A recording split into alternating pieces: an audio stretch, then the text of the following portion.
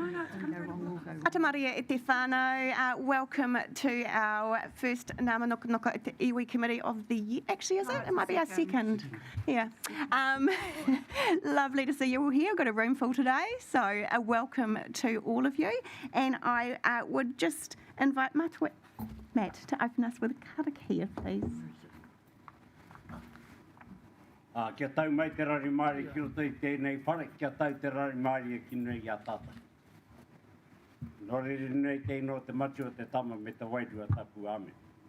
E te atua kāharau e te whirakana o mātau nākau katoa kia koe mōhiona koe ki nā hia o tēnā o mātau. E kore hoki anori a koe te mea huna. Whakahānia e ho tau wairua tapu ki roto I o mātau nākau ki roto I o mātau whakaara. Kia pono tōna I tō mātou oroha kia koe kia te kai te whakanui tō inua tapu. A ko koe no koe ukrai tō mātou eriki. Ame. Amen. Nō rere te atua kāhara wa tuku nei hura tau wairua whakakaha whakaora ki nei o mātou kuia krau. Ki nei a mātou tamariki mokopu. A kiro tono hoki tēnei hui. A kiro nono I te hunei māwi we tau mahana. Kai roto I nā hoi pera. Ta tuasi kia rātau kai rari te kapua pou. Tuku nei ho tō mairani tō ata whai kiru nei tēnā I tēnā o rātau. Kia whakapai niai rātau e koe, hei, hoa tuku o mai tēnei ai whakaonori mai I Karaiti. Koe nei tō mātou kai whakaora, kai wawao, korori e ki tō inua tapu. Amen. Amen. Ngā mihi. Just a reminder that this meeting is being recorded and is live streamed on Council's Facebook page. We have apologies today from Morihu Te Tomo and Te Wana Aranui. If I could have a mover and seconder, please. Thank you, Beverly, and thank you, Cheyenne. All those in favour, please say aye. Aye. Against, carried. Do we have any conflicts of interest? There are no announcements by myself. Any minor matters not on the agenda for discussion? No. Any announcements by management? Okay, confirmation of the minutes from our first committee meeting of the year, which was on Friday the 31st of January. If I could have a mover and seconder of people that were in attendance at that meeting, please. Thank you, Darren. And thank you, Leon, Kirk. So all those in favour, please say aye. Aye. Against and carried. Moving into our agenda items, and first up today we have the paper on the amendment to terms of reference and adoption of the role description of the council kaumātua. And we have Hilary, who is our acting Pōwhakare at the moment, in Morihu Te Tomo's absence. So I will invite Hilary to introduce the paper, please. I'll take it as read. So the background, to amend the Ngā Mānukanuka o te iwi terms of reference and appoint the committee chair and include the updated role of council kaumātua. The recommendation is to adopt the amended Ngā Mānukanuka o te iwi terms of reference, and that update is, do I just read it out? Yeah, if you just explain the two main changes here around the chair.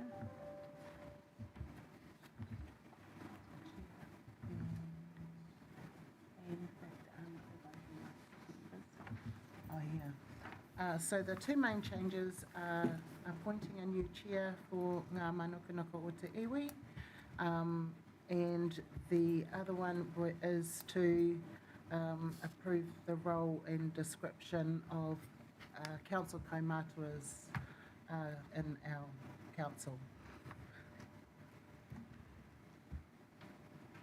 Yep, open up for questions. Opening up for questions.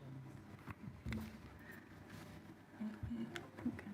So I'll just provide a little bit of history around this, as well as I've sort of been on the committee since the original terms of reference were adopted at the beginning of the term, and then how time has progressed over the last 2.5 years. The original terms of reference included the option for the council kaumātua to be automatically appointed as the chair of the committee, and that was around a conversation with our wonderful previous kaumātua piri, and now we are actually moving to have the process for the appointment of the chair to be a voting process from our mana whenua representatives to have one of you voted on to be the chair of the committee. I've been in an acting role since we lost Mātua Piri, but we do certainly want to have one of our mana whenua representatives chairing this committee. That is the right thing to do. So we're making that change. And secondary to that, we are changing the voting rights of committee representatives so that it is the mana whenua representatives who have voting rights and our councillor representatives on the committee, because it creates almost a conflict of interest for us to vote on a recommendation from this committee that then goes through to us on a council committee that we then have to vote on again. So the purpose of this committee is to empower our mana whenua representatives, so you are the ones that need the voting rights. So they're the two core changes that are being put forward in this amended terms of reference. I'd open up for any questions. Easy. Okay. Oh, could I ask for Sorry. Mara, question? Can I ask, was the role description reviewed with Uncle Matt and Bev, given this is their role? Like, have they seen this beforehand? Only when the papers went out, only once it was written up, yeah. It's what was in here, they've now seen, but it's already been approved by council, but not that part, not the description part. Just so they know what job they've signed up for. Yeah, they know. Page 11. They've got it laminated and on their whatapaku wall to read it at all times. Good question though, thank you, Mara. Are there any further questions? No? Could I have a mover and seconder, please? Oh, Thank you, sorry. Cheyenne. We have Thank a you, Mara. second- Yep. We have a second kaupapa, I think.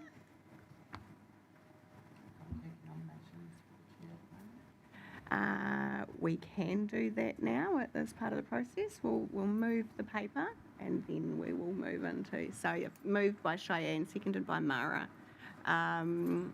All those in favour, please say aye. Aye. Against, carried.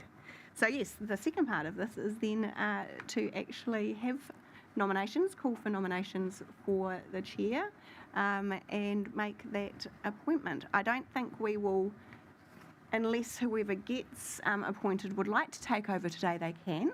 Otherwise, I'm very happy to continue as chairing this meeting until the next meeting. So, yeah. So I'll call for nominations from the floor, please. Cheyenne. Morning, Chair. I would like to nominate Whai Beverly Hama-Kemp. She accepts. I do. Fabulous. It's a marriage, isn't it? Oh, that's a marriage, all right. And do we have a seconder for Yeah, I that second it. nomination, Darren? Thank you. Do we have any other nominations? Maureen? I'd like to nominate Evelyn Evelyn? Ratima. And do we have a seconder for Evelyn? Yes, I seconded that one. No? Okay. So we have, do we have any other nominations? Or did Mara, did you second Evelyn? No? This is from our discussion this morning, right? Yeah, yeah. Yeah. Oh, yes. So Yes, I did. seconding, yes. Okay, Yes. so we have two nominations.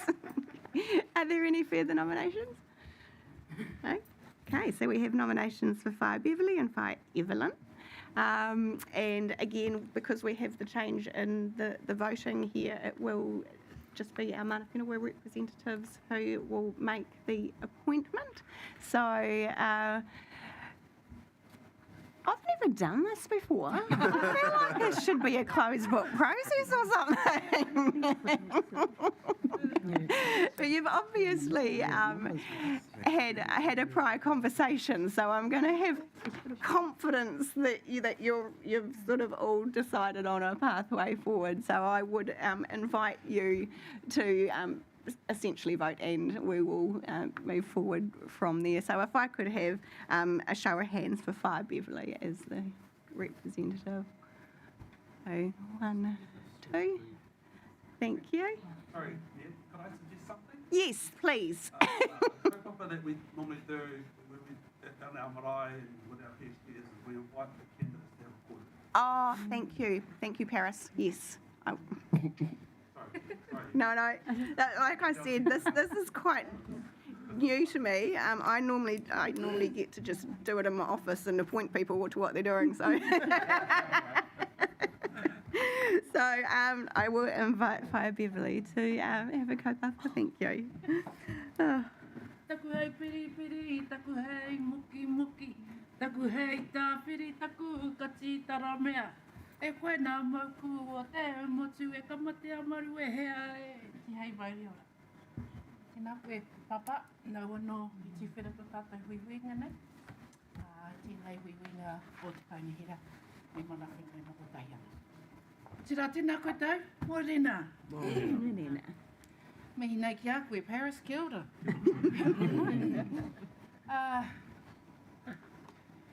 I runga i nā hotanga o tātou kaumātua piri. Me haere.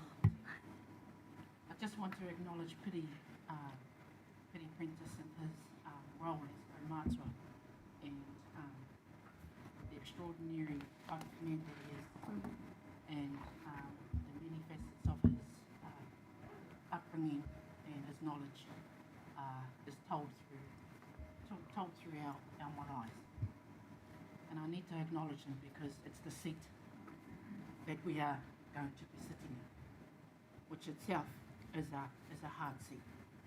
You carry all your people with you, and being in service of my people on the marae for many years, and sitting alongside of the likes of the extraordinaire kaumātua, like Piri, like Uncle Matt. I have been fortunate, very fortunate, to attain those skills over the many years. And so those skills are foreseen and active on our marae. Our maraes are the bastion points, and that's why you're sitting around this table. You are mana whenua and you represent mana whenua. That is our role, to ensure we have a say at the table in the best way that we can in acknowledging our past, present, future. O tira, wena noi ho tākou tēnei wā, e iti no te kupu, nui te aroha. Tēnā koe. Kia ora. Ngā mihi, Beverley. I'll invite Whaia Evelyn to share a couple Te of whai korori o hono re hararuia kia ihua o ngā mano. O te matua, ki tā mā, tō airua tapu me ana, e whano me te māngai. Ko mga haruru te maunga, ko tangitu te moana, ko te ngaru e te awa, ko ngāti tū, ngāti kuru mo ki hinai tātara nā hapu. Ei tipu aku mehe mea, ki te honotanga, e whai ana ki nā hapu e toko whitu, ko mana ahuriri. E mihi kau ana ki a koutou rā, ki a koe te tepu, Thurston, ki o koutou rā nā kaunihira o ahuriri, e ki o koutou rā nā manuhiri. Mihi ana ki a koutou. E mihi ki a koe, Beverley, ia ki te tū. Yeah. So, koe Vanarati Mataukumingo, been around for a little bit. Mostly with Here Taunga, Kaunihiri or Here Taunga, Napier Hastings District Council. And now I'm over here at Napier City Council. I still you know, got good relations between both between both councils, and I still do mahi between both councils. So with that engagement between both, it is about relationships. And what we adhere to with our marae is to get the best we can for our people, for our marae, because they are our hapu and they are with us. But it's the integration of our relationships that's going to bring both our people together, because I do know that sometimes it's a bit hard for the councils to relate to our people as Māori. And likewise with Māori and the approach to this. So we are the conduit to bring them both together, to inform councils, to inform our people. And that's our responsibility as our hapu leaders, for our marae, for our hapu, for our iwi. We are the voice of our people, which we sit around the table to make decisions alongside a council.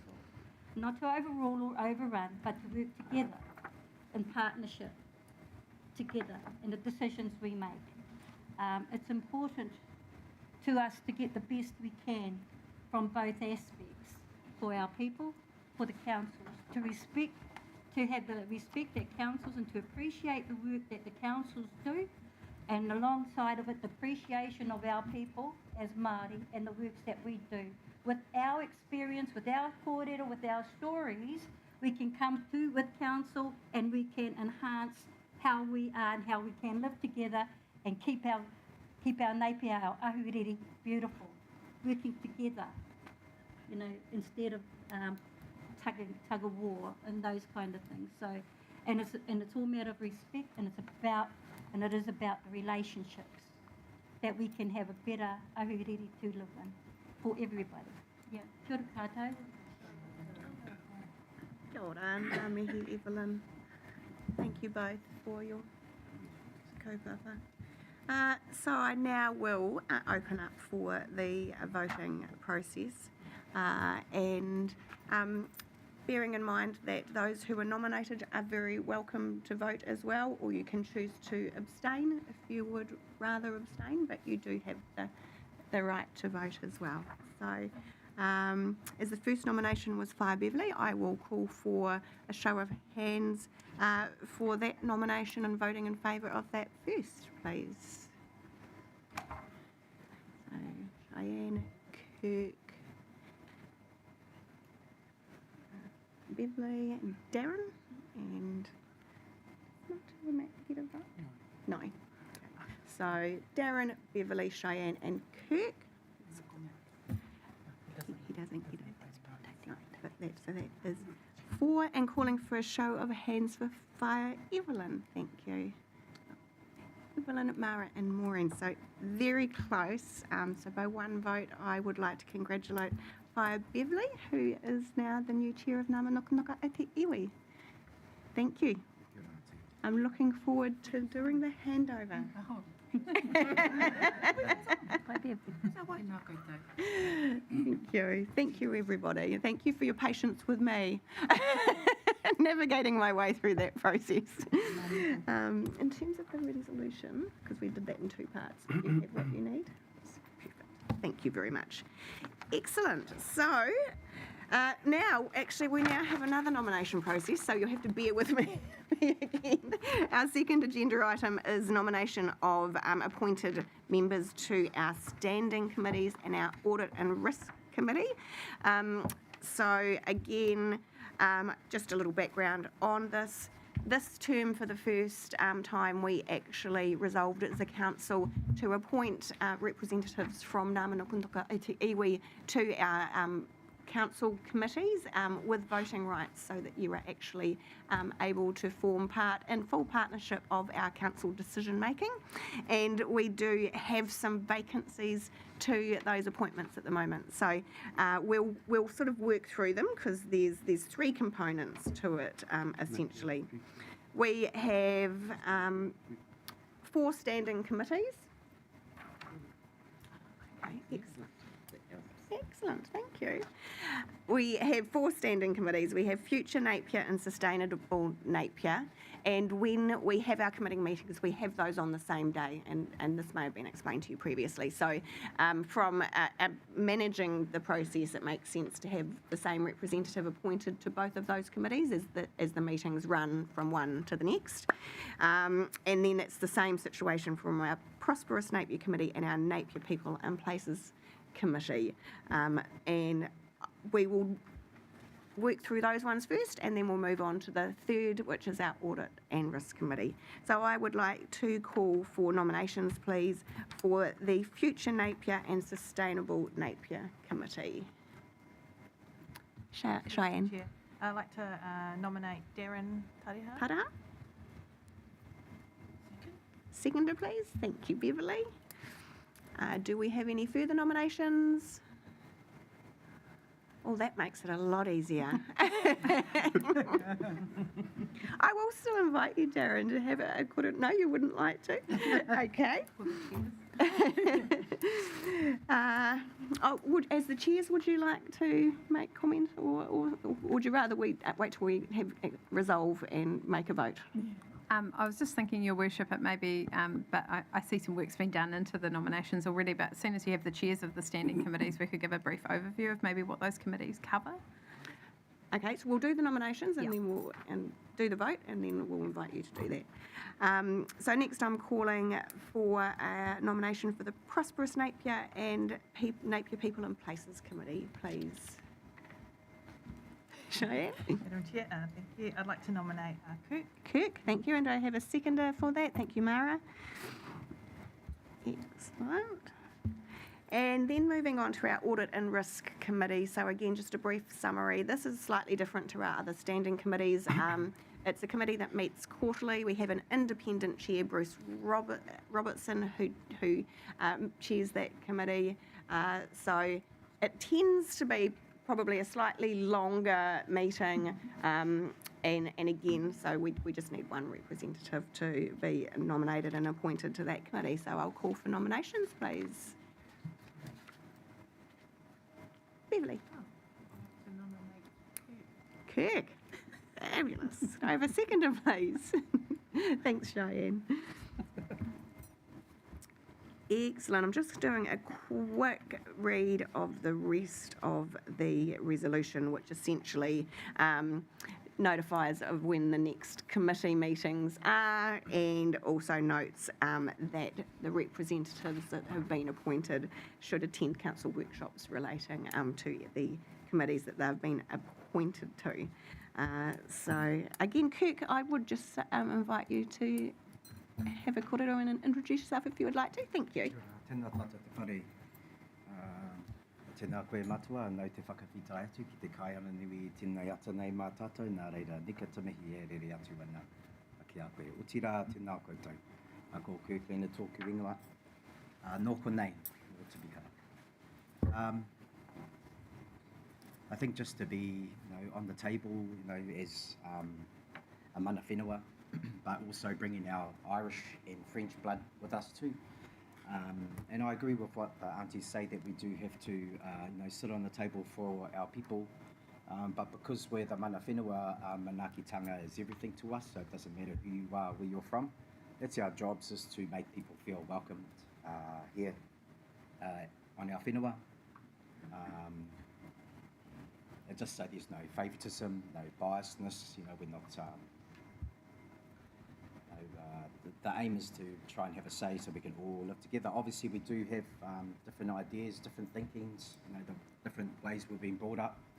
Sometimes they may clash, but we're hoping that in the future, we can make it a little bit better for everyone. Once we come to this table, to come to this table to sit on here for ourselves, for our family, and for our friends. It's like favouritism, it's not really for everyone, it's got to be for everyone of Napier. I'm not saying that that's not being done, but just to be included, I think is, it's a privilege, but the hard work starts, and I think, coming to the table, with those things that we need, you know, the no line, the stealing, you know, the cheating, blaming other people, you know, judging, being racist. We can't come to the table with that. We can't make moves for the people of Napier Ahuriri. We have talked about mental health, you know, and I think there is a lot of things that do contribute to mental health. And when we talk about Ngā Mānukanuka, we do have concerns. I can't speak for the whānau on the table though, but I'm pretty sure that they do. But we do have concerns, and with the right attitude and on the same waka, hopefully we can sort those out. Kia ora. Nā reira, tēnā koutou, tēnā koutou. O tira tēnā tātou katoa. Kia ora, ngā mihi Kirk. So I will now ask for a mover and seconder for the list of resolutions that we have in front of us today. So open up for a mover and seconder, please. Thank you, Evelyn, and thank you, Cheyenne. Thank you, everyone, for participating in this process, and thank you to those of you that have accepted the nominations to be representatives on our standing committees. I'll put the motion. All those in favour, please say aye. Aye. Against? Carried. And I will now invite the chairs of our 4 standing committees who form part of this committee here today, just to give a brief sort of outline of what the roles and the responsibilities of each of those committees are. So I'll ask Deputy Mayor Brosnan first, who is the chair of our Future Napier Committee. Mōrena tātou. Thank you, and I look forward to working with you on our committee.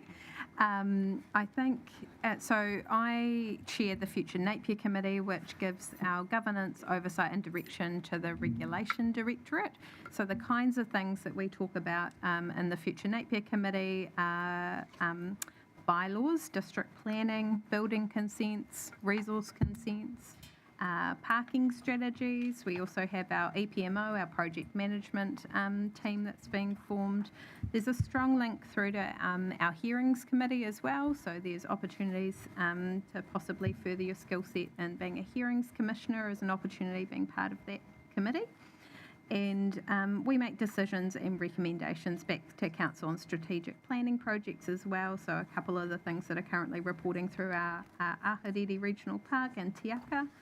And basically it's the oversight of that Regulation Directorate. So kia ora, look forward to working with you.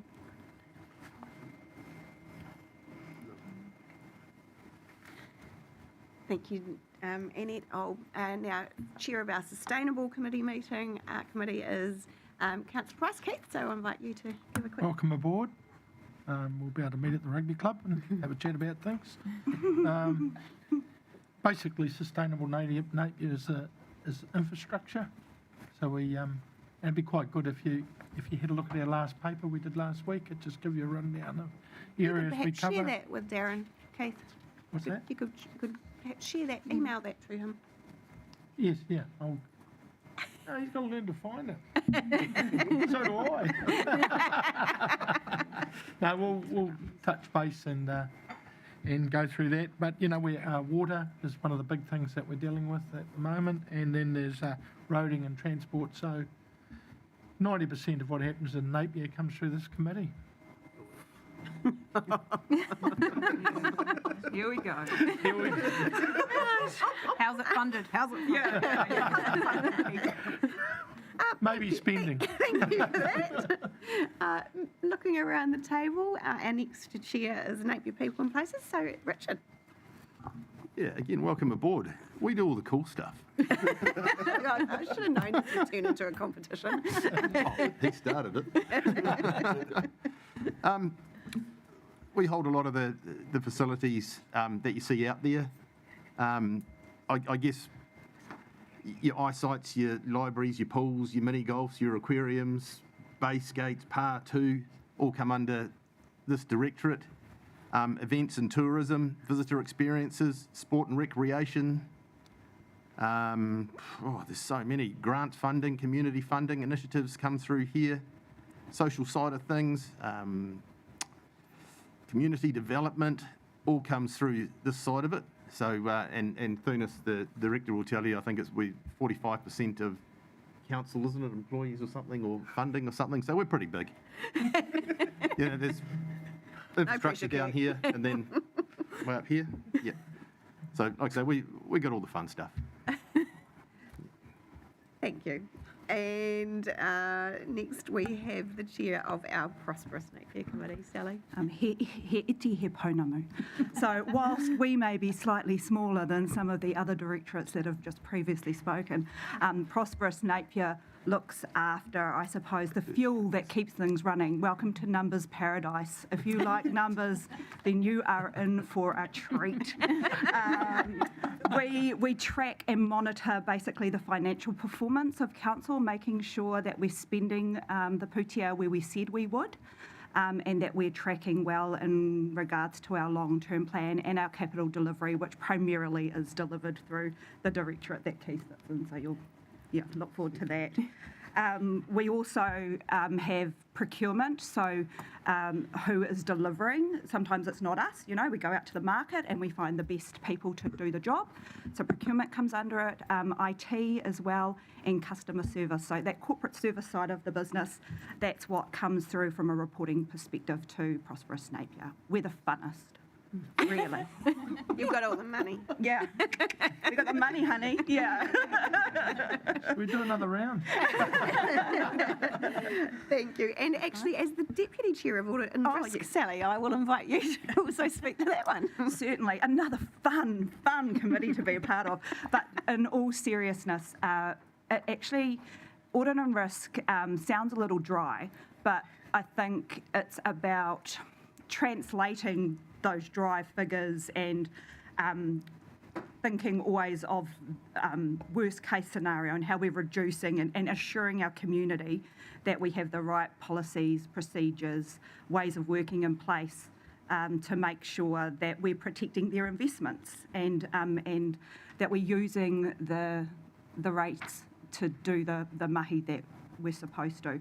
There's a certain level of protection that comes through Audit and Risk Committee, especially with having that independent chairperson as well, who gives us a really good external view of our internal workings to make sure that, everything's going as it should.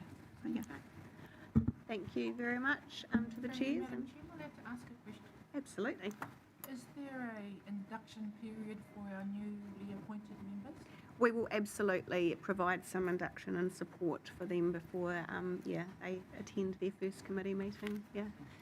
Sally. And thank you through you, Madam Chair. I'm more than happy to buddy up as well for those new members onto the committees as their chairperson. So I think if the chairs share contact details and arrange a catch-up prior to the first committee meeting, and we'll also work with our governance team to ensure that you have what you need before you come and attend your first committee meeting. Fantastic. So thank you for that, everybody. Who knew it would turn into something so entertaining from the chairs? So we will move on to our next agenda item, which is the Waka Hub concept design. We have Georgina King and Alex Burke to present the paper, and we also have two guests with us. Yes, Whitby Smith and Te Kaha Waikarangi, who are also going to support our council officers with presenting this paper. So welcome to all of you.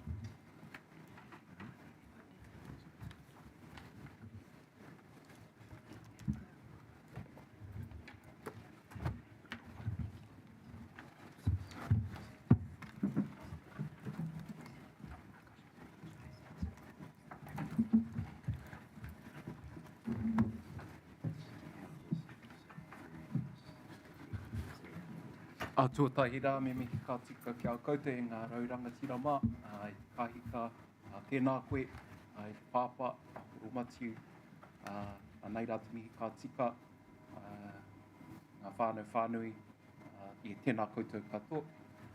Te hia moa maua ki te whiti kōrero e pāna tēnei kaupapa whakahirihira o tō tātou nei waka o te mātou a Māui, he kāinga hōu mo tō tātou waka o te mātou a Māui. He mihi kau atu ana ki a koutou, a tēnā koe. Kia ora.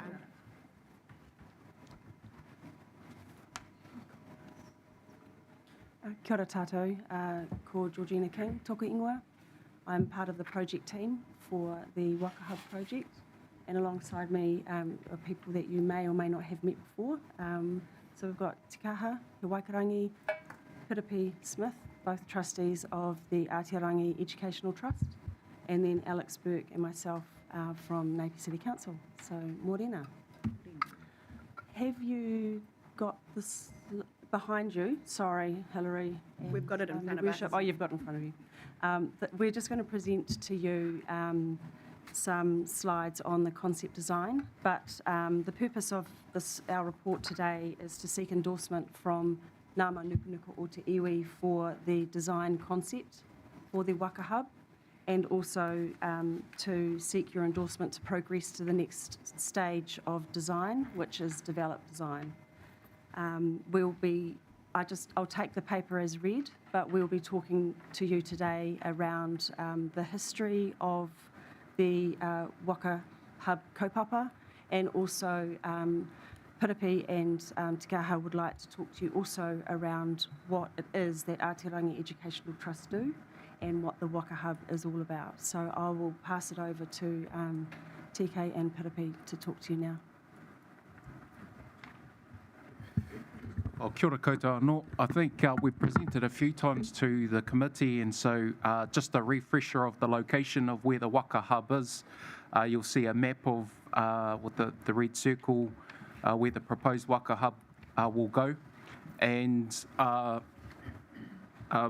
building on the kōrero in the past that we've shared, the need for new kāinga for our waka, and where it's currently located, which is kind of between Shed 2 and Blue Water, we've had our challenges there.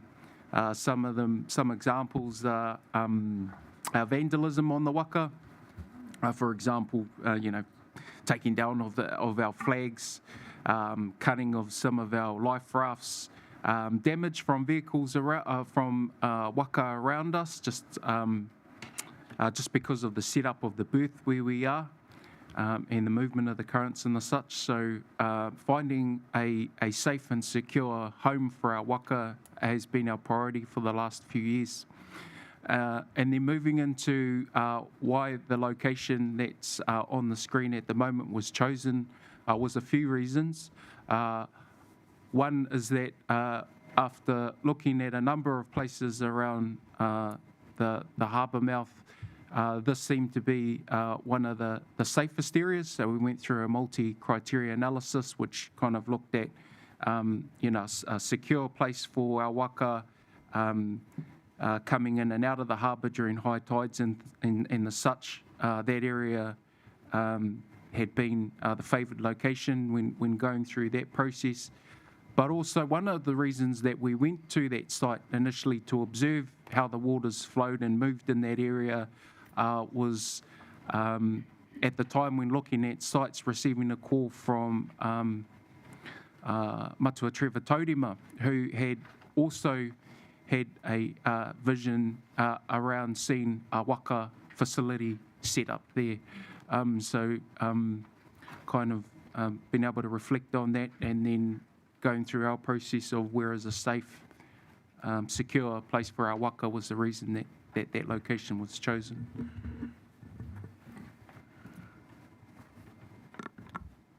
Can I just ask a question? Please, through you, Madam Chair. Absolutely. Can you just put some context around Matua Trevor Taurima?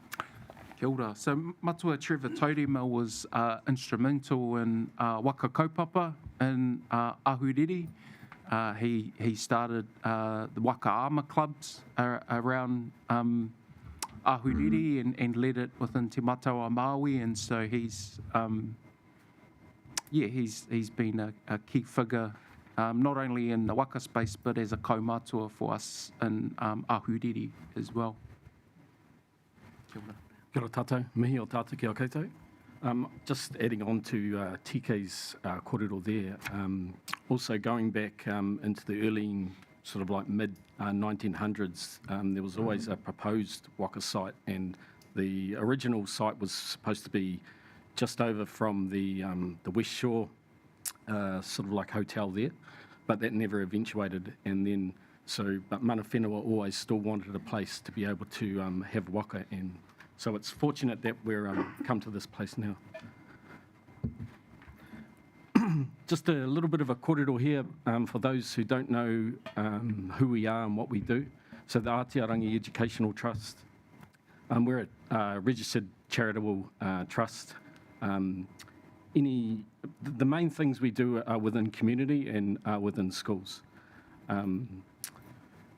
Also, just being able to pass on knowledge, traditional Māori knowledge to other generations. That's the main thing that we're wanting to achieve. Within that, so any money that we are able to get, that always goes back into the kaupapa being a charitable trust.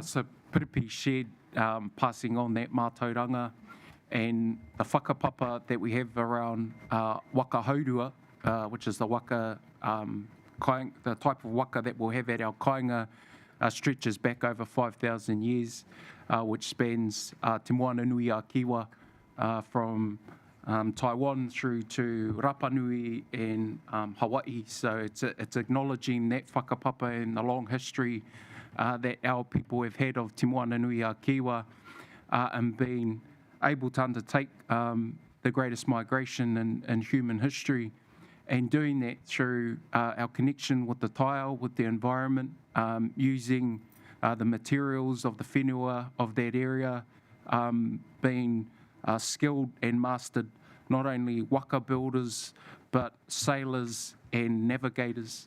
And so that mātauranga that we've been fortunate enough to learn and be passed down is the core of the kaupapa that we want to pass on to not only our community, but to the next generations of waka sailors and navigators. That's the whakapapa around the knowledge that we hope to share. And the two photos below just are some of the events that and kaupapa that we're involved in within our community. So a lot of our events are free. We participate in Anzac Day 4 times a year. We celebrate te whakawhitinga o te rā, the equinox, and also te takanga o te rā, where we have speakers that come to speak of what's happening in the tile at those times of the year. And those events are free for our community, and again, it's sharing that mātauranga.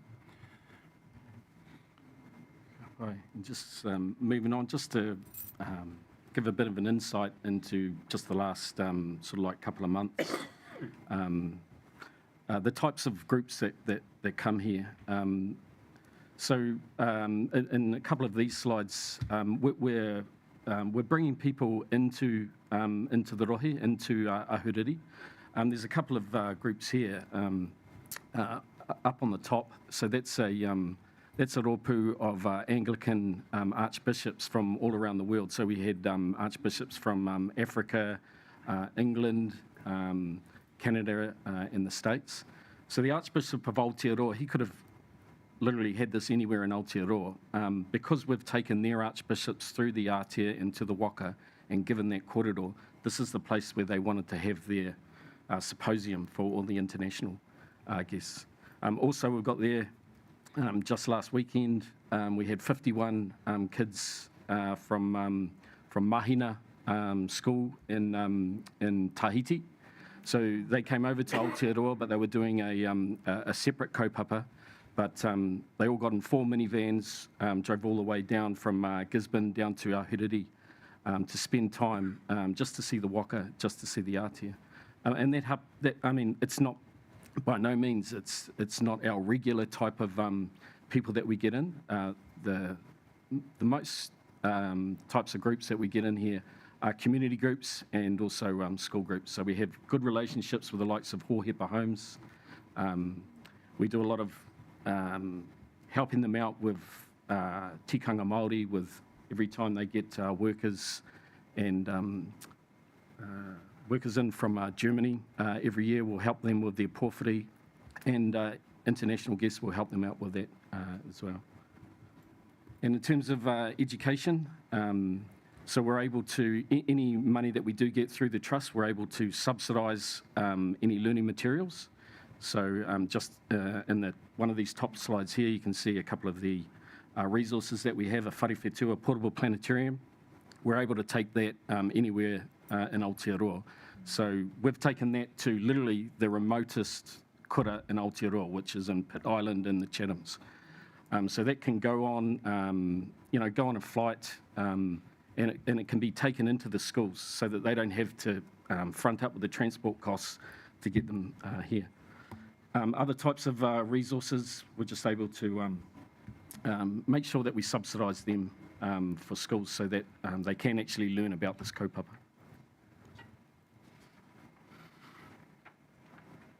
So just touching on some of the strategic priorities of the council, the first one, having authentic relationships, and just want to mihi to Alex George and the team for the authentic partnership and relationship that we've had along the way, not only with Ātiarangi, but with mana whenua, with committee members of this rōpū, and progressing the project. So a mihi to your guys' team for that. The spaces and places for all, so where the waka will be located will be open to the community with signage, and that it's not an area just for Māori, it's for all, and wanting to promote that, especially with our people of Te Moana Nui Ākiwa, into what is their kaupapa with waka voyaging, waka sailing. It's been a great visitor destination. We've seen already examples of people that would specifically come from internationally to, the waka hub, if it was there. So bringing people from outside the region. And those are some examples of where we think that, this kaupapa aligns with the Napier City Council strategy. Kia ora, thank you. Kia ora. Thanks, TK and Piripi. So this is just a little bit of background around where the initiative or the idea of the Waka Hub stemmed from within Council. So back in 2017, we developed the Ahuriri Estuary Coastal Edge Master Plan, and at that stage, one of the initiatives was to establish a waka hub within the Inner Harbour. Then within the Inner Harbour Plan, which came later, and that was adopted by Council in 2022, the waka hub was also further developed and evolved as an idea and concept. And then from that adoption point, we then undertook this co-design process, working with Ātiarangi Educational Trust and also mana whenua, with a hui to start off the project, and we developed a design brief for the waka hub. The project establishes a purpose-built waka mooring for ocean-growing waka, providing world-class public space that showcases celestial navigation and its cultural significance to Aotearoa. The waka hub is envisaged as an international destination, as TK and Piripi have mentioned. It's already blooming into that now,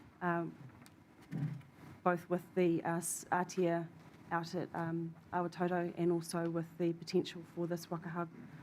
And it's likely to become a real point of interest for a wider reach of visitors to both to Ahuriri and Napier. So as I mentioned, this is a true co-design kaupapa. We've undertaken 4 wānanga as part of the design process. These were attended by members from Napier City Council, City Councillors, Ngā Mānukanuka o Te Iwi representatives, the Mana Whenua Advisory Group, which is established as part of this project, Napier Sailing Club, and also internal council stakeholders. Parapi's just going to talk you through some of the cultural conceptual foundation, which has been established through our Mana Whenua Design Lead in partnership and collaboration with Aotearangi Educational Trust.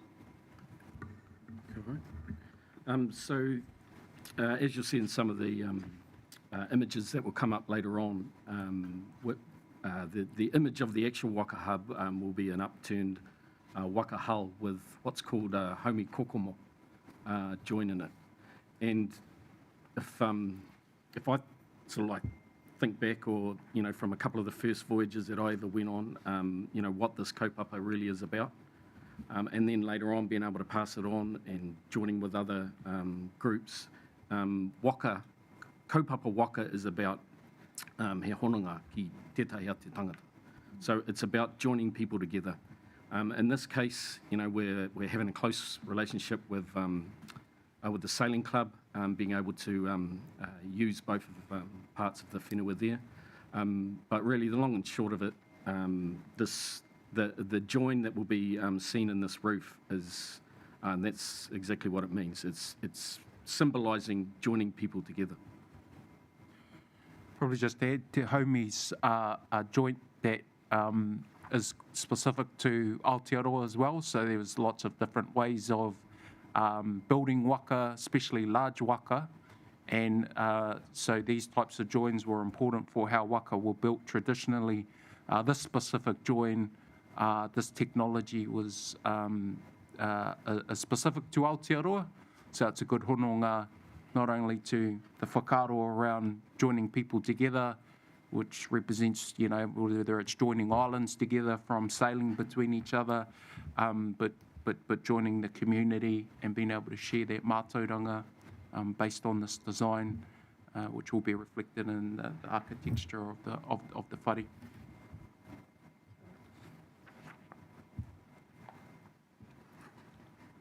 I will speak to this one. So these images are really just early thinkings or ideas and concepts that were established as part of the early kōrero with our Mana Whenua Design Lead, Aotearangi Trust and our design team. And the site is designed so that it connects with the existing recreational spaces while also fostering ecological vitality along the coastal edge. And that joining, that te haumi that we've just talked about, extends into the natural and built elements to create seamless transition between the two and blurring the lines between architecture and the environment. And this vessel of living tradition is where the haumi join unites the diverse threads of wakahaurua kaupapa with our past, present and future. And this is physically manifested in the design of the waka hub. This image in front of you now is just an indicative drawing that our design team have created, which represents our outcome that we're seeking. This shows the new mooring and pontoon for Te Matua Māui. It also shows you the building itself, which has the roof reflects that the haumi join that we've just talked about. But it also has been very carefully considered with regard to how the waka hub will function. So as part of that design thinking, there are spaces and places within the design specifically designed so that there is a welcoming space for manuhiri entering from the north and also manuhiri entering from the sea. The position of the waka hub itself presents a node of new activity between the Inner Harbour's Water Edge and Pandora Road, and it will serve as a welcoming landmark at the entrance to the city's marine and Inner Harbour area. The presence of Te Matua Māui waka itself will actually also be a unique point of distinction within Ahuriri Waterfront Precinct. And the new waka hub is designed to optimise views out, so from within the site it's been designed to face the inner harbour to the north and the east, whilst framing a shared flexible space, which Piripi mentioned earlier, which will be used also by the Napier Sailing Club. And just to add on to George's kōrero there, this is a place where waka will come from throughout the Pacific. Within that whare there are links through to Te Moana Nui Kiwi or the Pacific Island, but there's nowhere else in all of TK and myself's waka journeys, and we've been to most of the islands in the Pacific between us. There's nowhere in the world where you can park up and have a secure floating berth, and that your crew can be manakied, looked after in that space, and be able to educate kids in the same space, and be able to have their waka right in front of them. So, it's pretty much a first in the Pacific, which means as being waka, it's really a world first to be able to have something like this. And it also just, the gateway coming through on that Pandora Road from the north, it'd just be stunning for everybody. Thank you. These just design thinking ideas, so they show how we have landed in the layout, the spatial arrangement of the Waka Hub site itself. It speaks of arrival, so this is where mana whenua arrival protocols and formal welcoming can be undertaken. There's space for learning, and that's the educational opportunities that Piripi and TK have talked about, and that's both inside, so for school groups, learning within the education space itself, but also outside, and that visual connection to Moana is really important.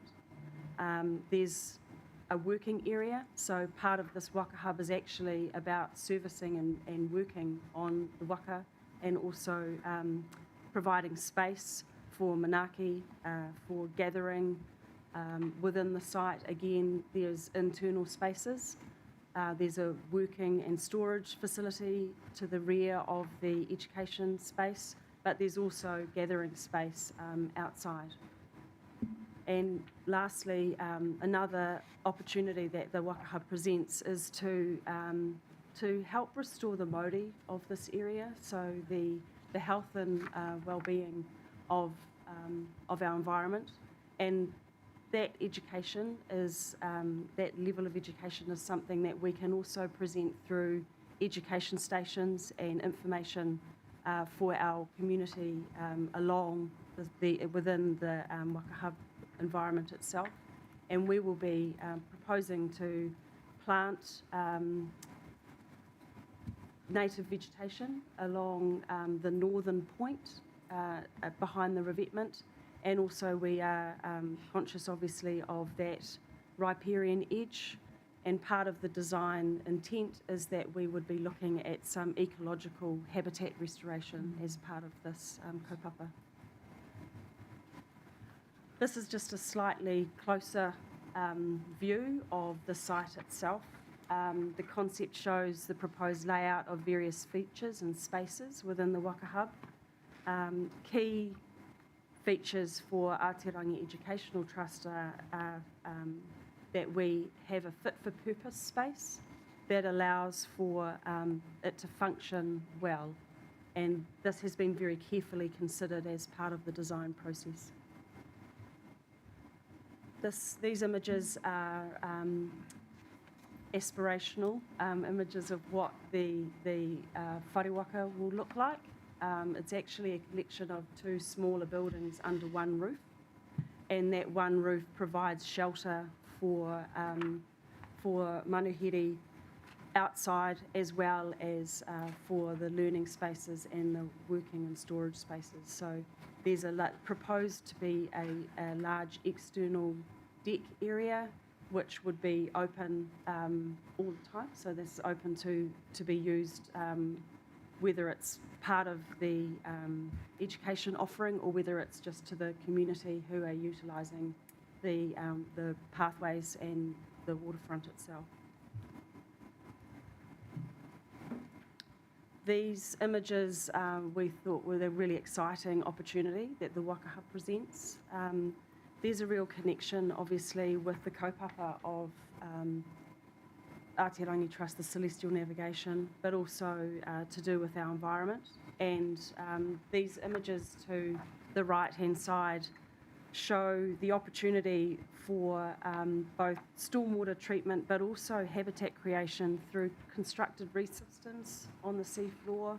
There's the potential to have bivalve clusters, so for mussel ropes as part of the pontoon system, and also artificial rock pools could also be embedded in the water's edge. These are things that can be undertaken over time. It's not necessarily something that we would be looking or needing to undertake immediately, but that is the opportunity that this kaupapa presents. This diagram shows you basically the project priorities, or the priorities of what we want to construct immediately. These enable the function of the Waka Hub for the Aotearangi Educational Trust to occur.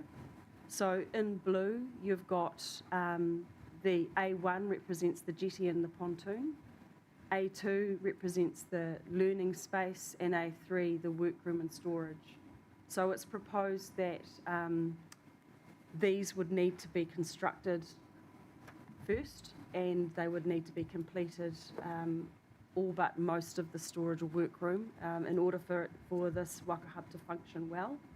But in time, we anticipate, and with funding sourcing, that we would be able to then develop the full Waka Hub development, which shows you where the shared spaces are, but also the Manuhiri Terrace and those ecological headlands, as I've mentioned.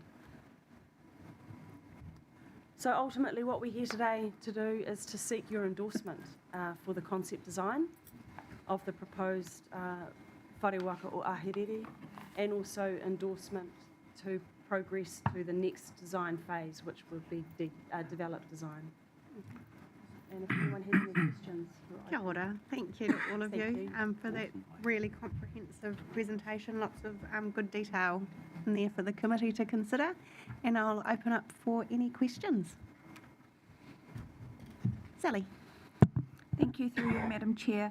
I just wondered about the project governance. One of the circles in there is the project advisory group. Can you tell us who's on that? So the project control group we've got our project sponsor, who is the director of city strategy, Rachel. We've also got Piripi, who is the trustee for Aotearangi Educational Trust. I'm on there as the project owner from within council.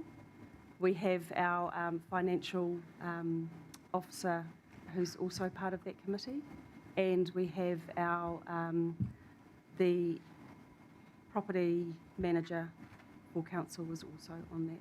So it's a officer level.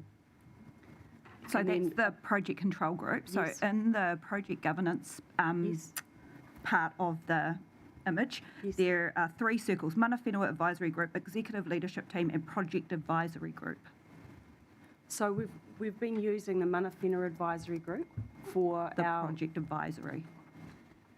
For project advisory, you've been using just Okay. Thank you. Sorry, I'm just trying to understand. Any further questions? Mara. Oh, kia ora. Thank you for the presentation. I think it's amazing. I was thinking about traffic coming across the bridge, wanting to stop and take photos once it's up. But I don't know, it's not so much to do with the recommendation, which I will support. It's more a question of the arrangement between council and Aotearangi. So council owns the whole thing and leases it.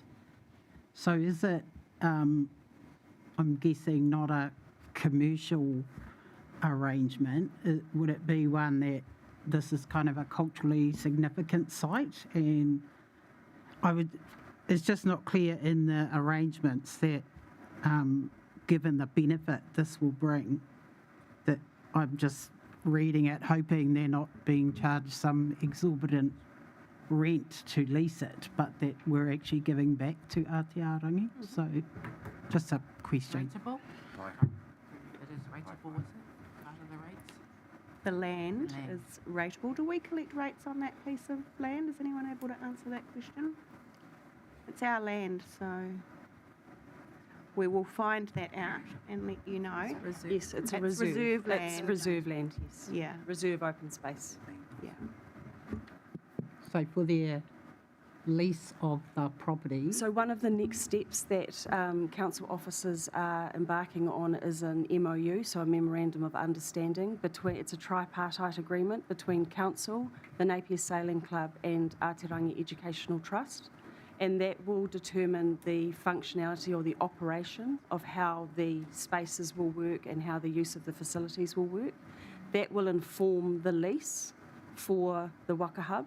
The Waka Hub lease is yet to be drafted, so that will be where your, as you're talking about, the rates or the lease will be determined as part of that. So some of the investigation that's going on at the moment is our property team are looking at the value of that land and the proposed asset, and there's also council have standard lease agreements for water-based activity, so the jetty and the pontoon. So it's likely that there'll be multiple leases as part of the Waka Hub. There'll be the land-based and then there'll also be the water-based. So that work is yet to be progressed. I guess at our last meeting we were looking at the council's properties and which of those were considered more cultural properties and which are more commercial. And it may not be right for today, but I would certainly want to put forward that this is clearly an internationally and nationally significant project for Ahuriri and for the country, really.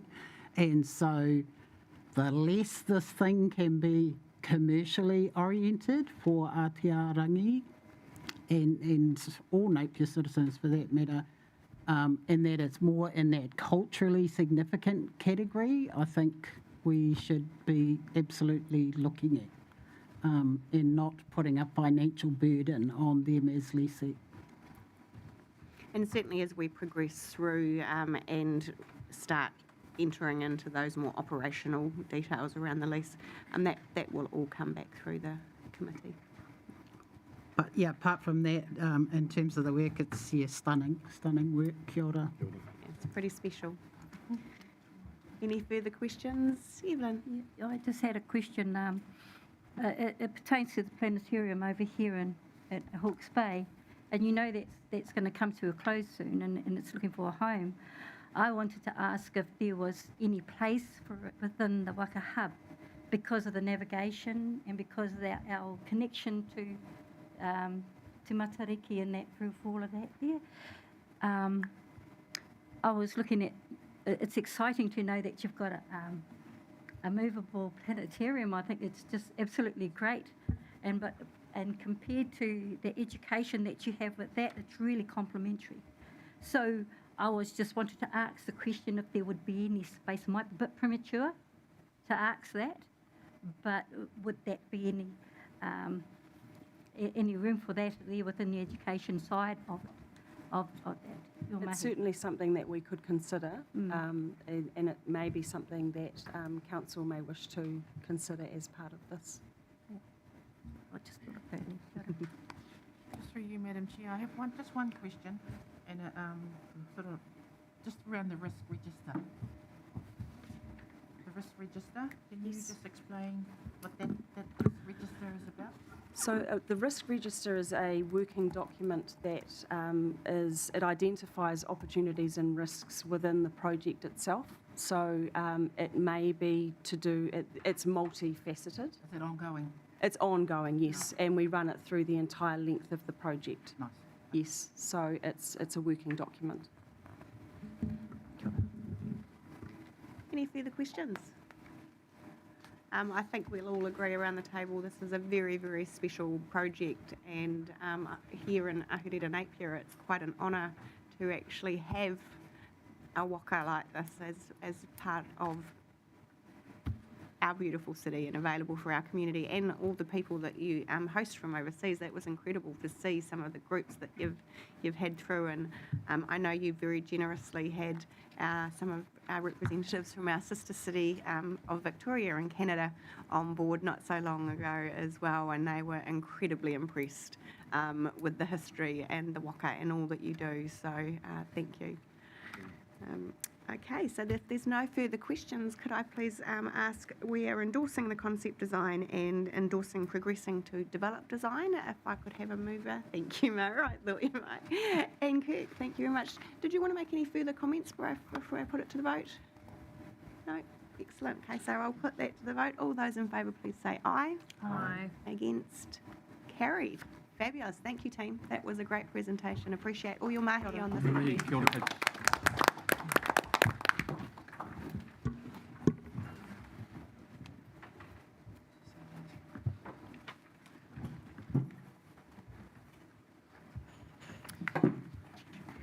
Next up, we have our Joint Alcohol Strategy Review Report for 2024.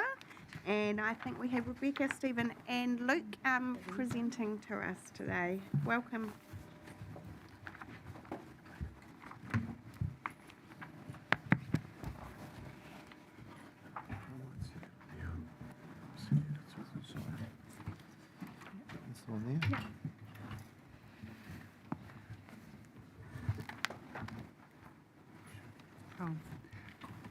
Kia ora koutou, kia ora mātua, ko Beck Peterson tōku ingoa, he Senior Policy Advisor mō te Kaunihera o Ahuriri. Thank you to the Chair and Committee members for the opportunity to present the following Joint Alcohol Strategy Review Report paper. And just acknowledging my colleagues here next to me who will be presenting on the local alcohol policy after me. So the purpose of this paper is to provide an update on the findings from a review of the current joint alcohol strategy. The purpose of the review was to determine whether the 2017 strategy required a refresh of its vision, objectives, priority groups and implementation plan for reducing alcohol-related harm in Napier and Hastings. I have a few slides to assist with my paper today. And then after I've presented, the compliance team will talk about the draft local alcohol policy and the parameters for setting out decisions about the sale and supply of alcohol in our community. Excuse me. So the joint alcohol strategy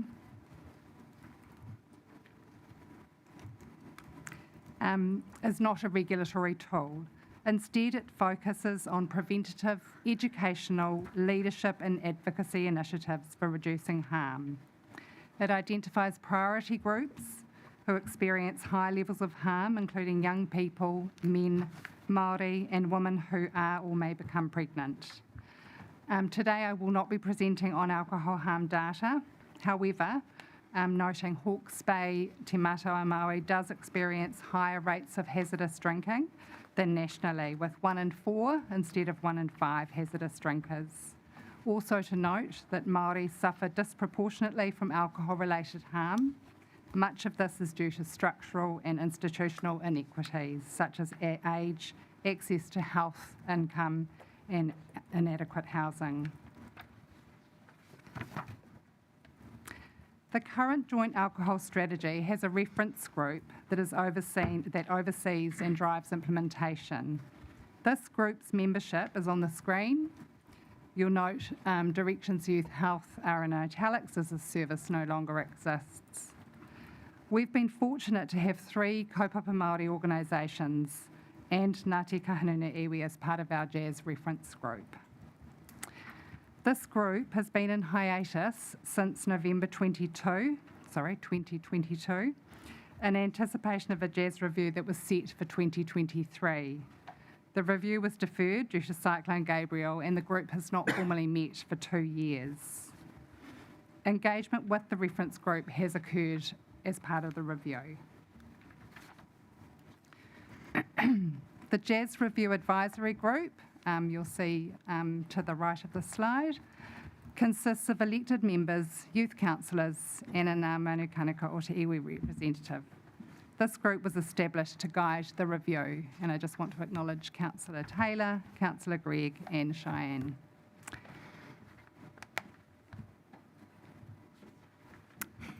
The next slide provides a little bit more context about the principal partner responsibilities in alcohol harm reduction. As part of the Sale and Supply of Alcohol Act, the National Public Health Service, part of Health New Zealand or Te Whatu Ora, New Zealand Police and councils form a tripartite partnership for local alcohol regulation.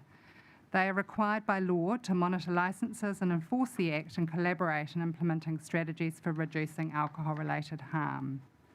Aside from the tripartite relationship, which is regulatory, Council has a community advocacy and policy function.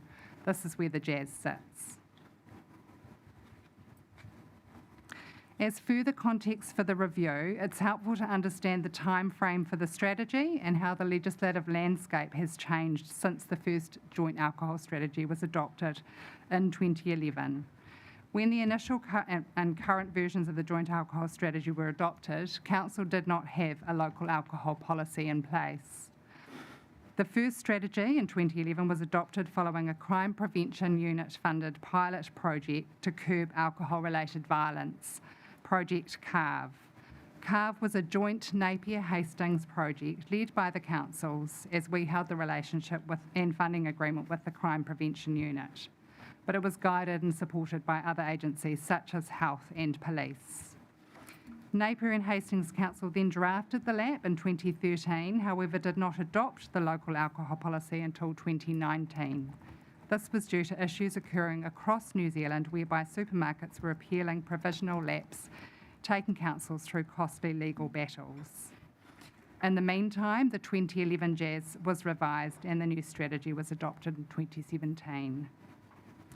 With the adoption of the local alcohol policy in 2019, additional regulatory tools were given to Council that hadn't existed previously. I've just got one slide for you to have a look at, which sort of gives you a bit of a snapshot of the different tools for reducing harm. So the JAS review process outlined in this slide includes completing an environmental scan, a stocktake and targeted stakeholder engagement. The review canvassed the successes of the JAS, its relevance in the current landscape, the implementation plan for alcohol harm reduction initiatives, an assessment of effectiveness of the JAS, and a discussion on the options of the future direction of the strategy, or the future direction of the strategy. The review report provides an overview of themes from stakeholder feedback involving a focus group and 13 interviews held in October, November last year with key sector representatives and 2 national organisations. The review sought to align with national and local direction towards alcohol harm reduction. The key themes from stakeholder feedback are listed as part of the report. Stakeholders maintained the impact of alcohol harm on physical and mental health, highlighted the impact of moderate consumption of alcohol on cancer, raised concerns about intergenerational harm from hazardous drinking, particularly the effects on children and young people. There was concern from stakeholders about the lack of addiction and counselling support services, comments about the ongoing normalisation of alcohol in our community and the lack of central government policy response, in particular price and promotion. Stakeholders commented on the successes of the JAS. We are one of very few councils who have a strategy and action plan, and because of this we have implemented a number of projects such as the Alcohol Moderation Campaign 1 for 1, no alcohol advertising on our bus fleet and bus shelters, and promoting alcohol-free zones at events, all of these with our JAS partners. Stakeholders reported on the unintended benefits of having these existing networks such as the Safer Napier Network and the JAS Reference Group, particularly during our welfare response to COVID-19 and Cyclone Gabrielle. Health New Zealand confirmed their focus on FASD prevention. Stakeholders commented on the importance of regulation, including vetting licence applications. Stakeholders provided suggestions moving forward, including the importance of community participation in the draft local alcohol policy. Finally, stakeholders encourage councils to continue demonstrating leadership through creating alcohol-free spaces at council and community-run events, and whether alcohol-free zones and signage rules could form part of licensing provisions. So the future direction of the Jazz is now the future role of the Jazz and how this is positioned alongside the local alcohol policy is relevant to the strategy's future direction. With a changing landscape, this review has provided us with the opportunity to look at the overlap with the LAP objectives, acknowledging the legislative responsibilities under the Sale and Supply of Alcohol Act, and investigate an opportunity to consider how this work is more joined up.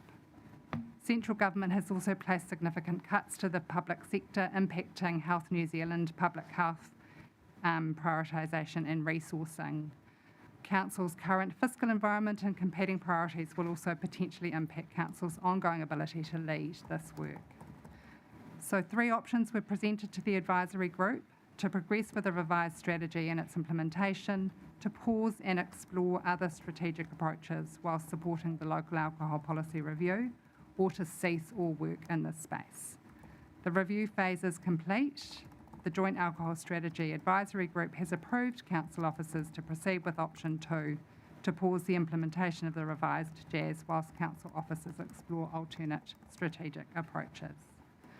The options available to the committee today are as follow: to receive the Joint Alcohol Strategy Review draft report and note the preferred option. I'm happy to take questions. Thank you very much, Rebecca. I'll open up to the committee for any questions, please. A lot of information there to absorb, but a really important piece of work.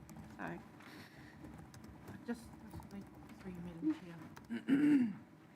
A lot of our Māori communities or our small communities have seen an influx of these alcohol places coming into the community, which doesn't help our Māori communities or any of our communities at all.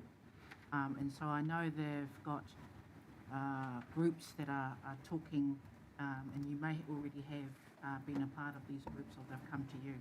I know Maxine was part of the Marae Nui group that was talking a lot about those, I remember, and wanting to remove some of them. What is the legislation to remove such a place? So through the chair, I think our next presenter will probably be able to go into more detail around liquor decisions about our on and off licences, where they're located. So that will be presented shortly. Evelyn. Through the chair, I just want to ask, is there any education processes that have been put through the schools about liquor? There's many people that can live a good life and have liquor in their lives, but they know how to drink and know the consequences. So there's a part of their culture, it's part of their daily life, and without any issues. But for our younger ones, or any form of education about how to drink liquor, with food and all of those things in the schools, because our children, by the time they get to year 9, have already been exposed to liquor, and they do not know the consequences. They do not know how to drink it. There's all kinds of things that they can get a hold of, lolly water, all that stuff, and even in food,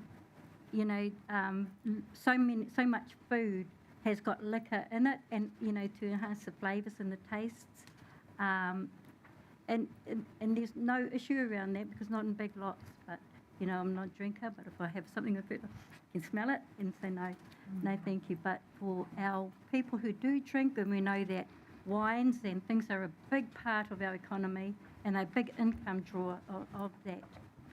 The other things, the consequences that we have with uneducated people having liquor, and they just want to get drunk for the sake of getting drunk, or they want to get hold of it because it tastes good, because that makes them feel big.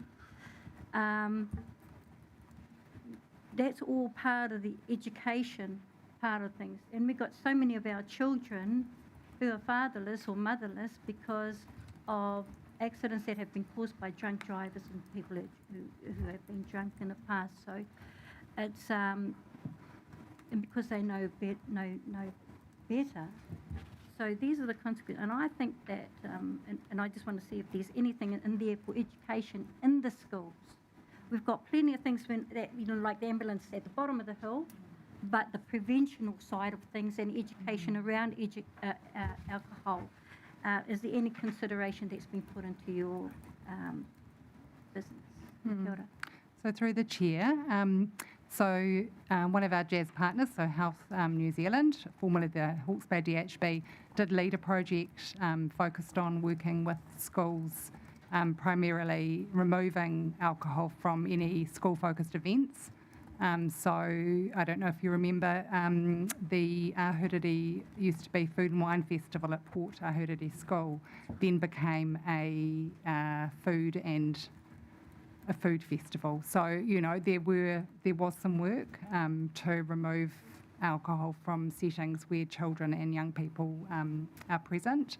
In terms of education, I am aware of other initiatives, but it's up to the school to teach that through their curriculum, or if they have a focus on health promotion, they can then include alcohol harm reduction as part of that kaupapa alongside other more te whare tapawhā, looking at the mental health as well as the physical health. And so it's up to schools to deliver that as part of their curriculum. To you, Madam Chair. Yep. Who were your targeted stakeholders? In terms of our partners or our priority populations?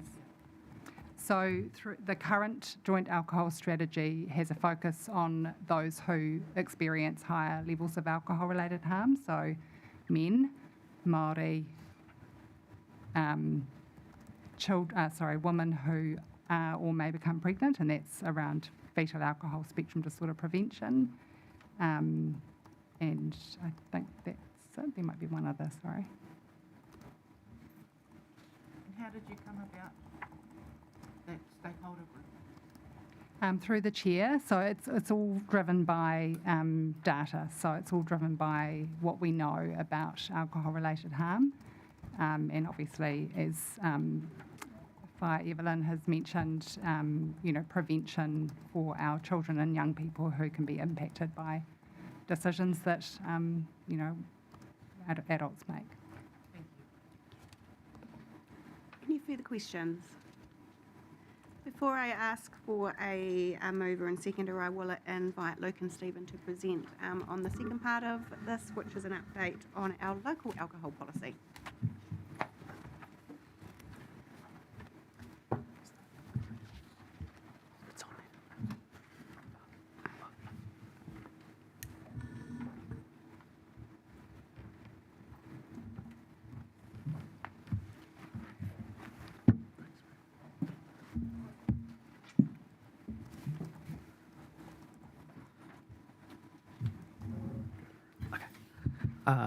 Tēnā koutou, tēnā koutou, tēnā koutou katoa. Ko hui mai nei I tēnei wahi, ki te matapaki I ngā kaupapa I te rā. Nō reira, tēnā koutou, tēnā koutou, tēnā koutou katoa. Nō horana, nō inia, nō inarangi hoku tipuna. I te puaki ahau I te maru o te mato rango kākau. I te taha o te awa o tukituki. I te rohi a iwi o Ngāti Kahanu ki Hiritonga. Ko Stephen Bockerang tōku ingoa. Kia ora everyone. I'm here to give an update on the local alcohol policy and to speak to you about that. Our objective here today is to provide you with information and highlight that we're seeking feedback and consultation to form that policy later in the year. As Rebecca, my colleague, has explained, it is confusing. There is a JAS, joint alcohol strategy, and a LAP, joint alcohol policy. The local alcohol policy is a feature of the Sale and Supply of Alcohol Act. So it's a regulatory tool which allows council to influence matters relating to alcohol licensing. Specifically alcohol premises such as bars, clubs, supermarkets, events, clubs and the like. Forming a LAP requires us to consult with the New Zealand Police and the Medical Officer of Health and also its council's community. It requires council to consider evidence of alcohol-related harm in its community when forming views around 4 main provisions: trading hours, location and density, and discretionary conditions, and a one-way door policy. So I'll speak to those later in my talk and cover next steps. So the objective of the local alcohol policy is that alcohol consumption's undertaken safely and responsibly, and that harm caused by excessive or inappropriate consumption is minimised. And it's with that council will turn its mind to forming its local alcohol policy. Those are the 4 areas that the local alcohol policy can cover. I should say we do have an existing local alcohol policy which was established in 2019. What this is the legislation requires council to review its local alcohol policy every 6 years, and that's the process that council is starting. I'm ahead of my PowerPoint slide, sorry, that just talks about the section there and the review every 6 years. So our process for forming a local alcohol policy, we conduct the research. We're supported by New Zealand Police and the Medical Officer of Health in compiling that information. So that's around alcohol-related harm. We have done this process jointly with Hastings. However, Napier will have its own local alcohol policy. So our first draft that's for consultation is where we're at, seeking feedback between the 14th of March and the 14th of April. You have a copy of the draft local alcohol policy with the papers that we've provided today, along with my PowerPoint slides that I'm talking about. And we welcome input from community at this point. So I have some slides on the evidence. Council has turned its mind to considering this evidence when producing the LAP. The key findings are the longer alcohol licence premises are open, the more alcohol-related harm, and that is experienced, and that's supported by strong international and domestic studies and academics. Also, comments from New Zealand Police and Medical Officer of Health. Alcohol-related harm is higher in communities that live in high levels of socioeconomic deprivation, and importantly, alcohol-related harm is not fairly distributed and disproportionately impacts Māori and males. Everyone consumes alcohol and has alcohol in their lives, or a large portion of people. So this graph shows the percentage of adults who were drinkers in the previous years. It shows the percentage of adults who are hazardous drinkers by age in 2023 and 2024. So in particular, the youth and middle age. One of the things we present to you today and to inform input into the local alcohol policy is around emergency department presentations.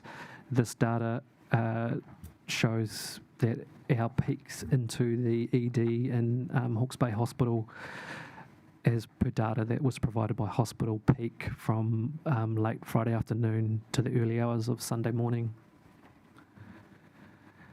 Some data that I found interesting from the Medical Officer of Health, which is presented on here, is the top 5 suburbs in Napier City Council area for alcohol-related harm admissions into the ED. And the Medical Officer of Health at the time provided us this information based on the count of presentations and also the deprivation index scores for the top 5 suburbs. Lastly, we also collected information from the New Zealand Police.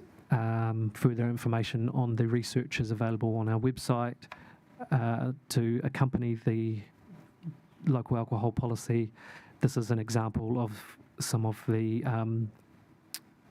total alcohol-related harm that was presented by police for us in Ahuriri, Napier. So these are the policies that we can consider with a local alcohol policy. So the first one is location, and that gets to the question earlier around how we can influence alcohol licensed premises in certain areas of Ahuriri Napier. That map there shows some of the locations that we've got mapped there. There are other maps in the research and also a table showing density of areas where alcohol licensed premises are. The LAP presents one tool for council to influence the location of those.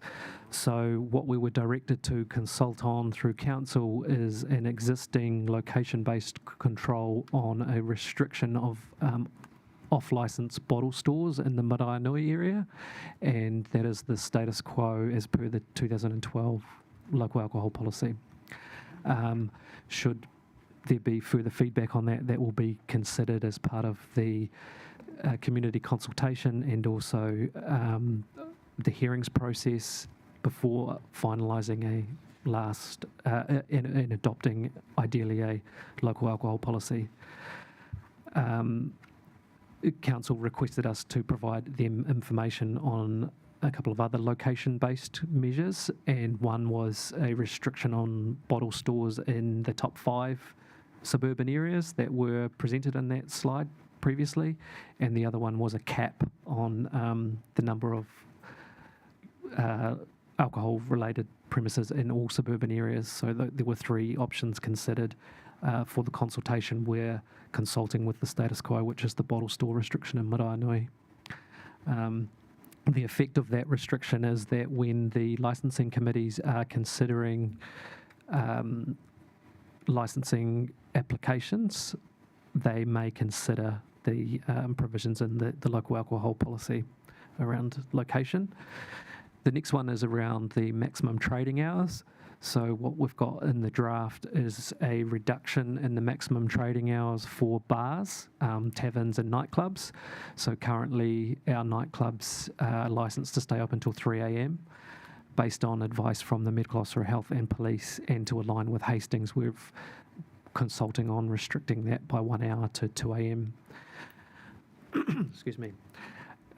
The other main change with the maximum trading hours is around grocery stores and supermarkets. Currently they are licensed to stay open until 2 a.m. Council directed us to consult on a change to the trading hours for supermarkets to 9 a.m. in the morning to 9 p.m. at night. So that's a reduction in the evening and in the morning for the proposal. The local alcohol policy also provides a list of discretionary conditions, and so those are provided in the local alcohol policy.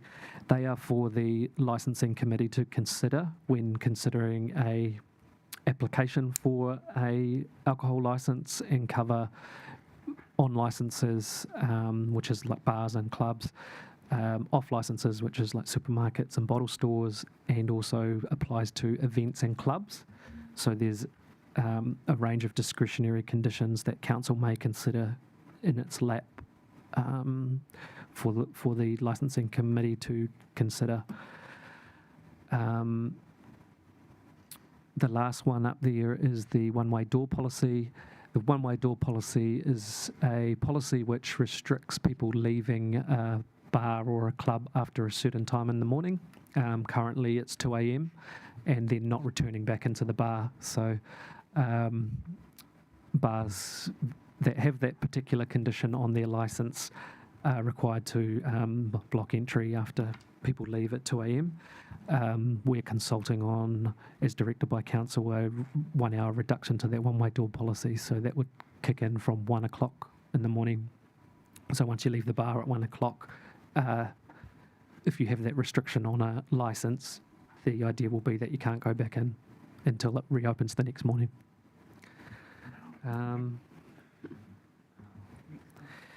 So that's my summary of the local alcohol policy. As I mentioned, I've provided a copy of the draft and also these PowerPoint slides prior. On our website, the Say It Napier website, we're seeking feedback on the draft local alcohol policy. We have planned some stakeholder engagement around this, and also some further meetings should people want to come and understand more about the local alcohol policy. Yes, we've also advised, on advice from Te Waka Rangipu, our colleagues there, we have communicated to mana whenua organisations about the upcoming consultation and encourage feedback on the local alcohol policy.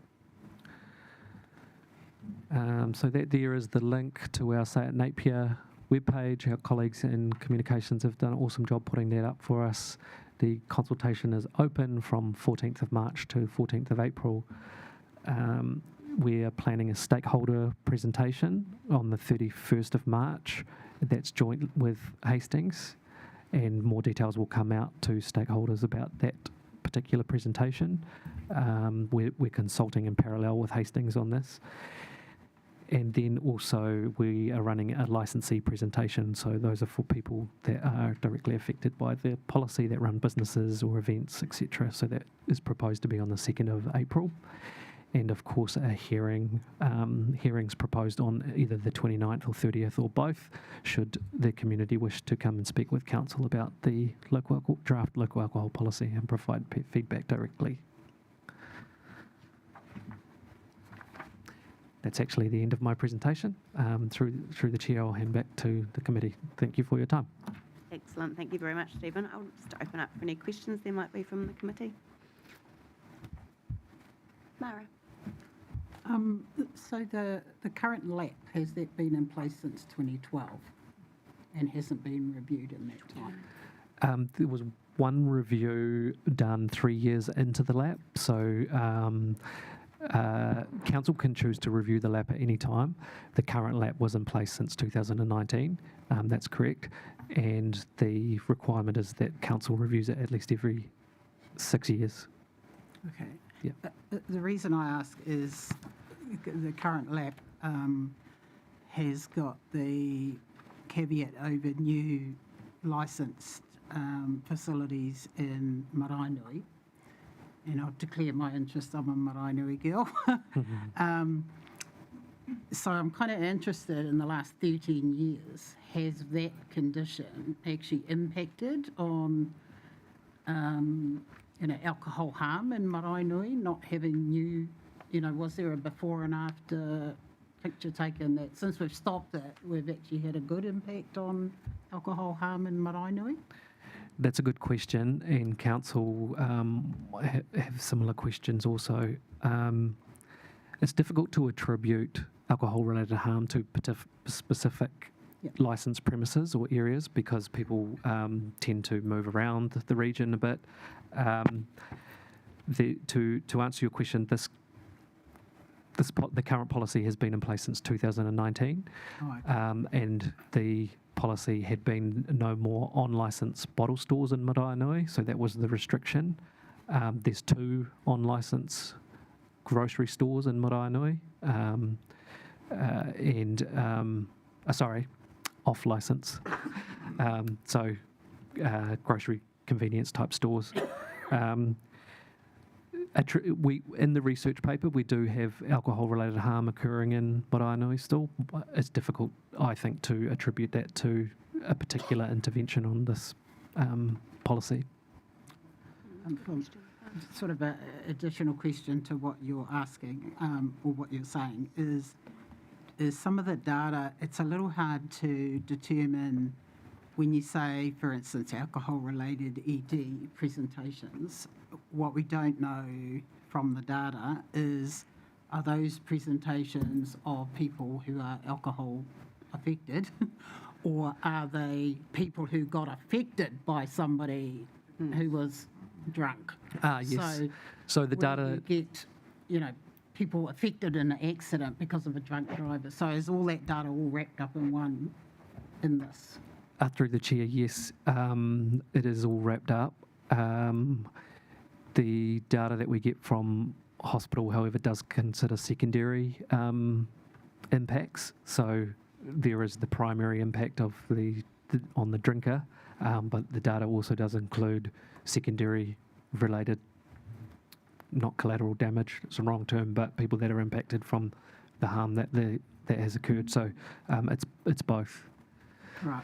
There's I think more. if I was looking at Maraenui, for instance, and you're saying over the period there's 37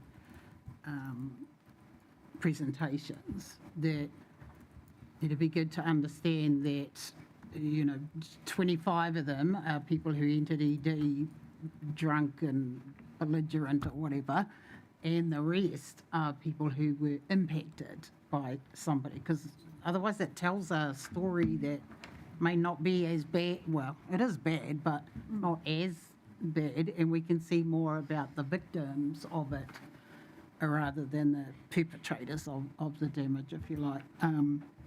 I think that's important. And the second thing I thought was interesting was a higher decile community like Green Meadows having the same ED rates as Maraenui, is what's behind that. What's behind Green Meadows having higher, and again, is it because they're more the victims rather than the people who are impacted by alcohol? Does that make sense? I think it's just, data's so dangerous at presenting a generalisation about lovely suburbs like Maraenui. So it's just making sure we're talking here about the people who actually abused alcohol and are out of control versus people who are impacted by it, which in some ways is a more compelling story to tell the community that this isn't just about drinkers. This is about the kids, the families, the man going to work who got hit by a drunk driver. It's that story that changes community dynamics sometimes, I think. But yeah, I'm just interested in the data being clearer, that it's not just alcohol harm, it's people who do the harm versus people affected by the harm. And I think those two separate stories need to be told. Through the chair, what I've presented today is a summary of the research. The full research paper is available on our website and considers some of those matters, but not all. I'd encourage people to look at the research and provide those types of information for council to consider it's prior to adoption of the policy. We can also share that detailed report to the committee members. We'll get our governance team to send that out to you. I think that, I'll finish up.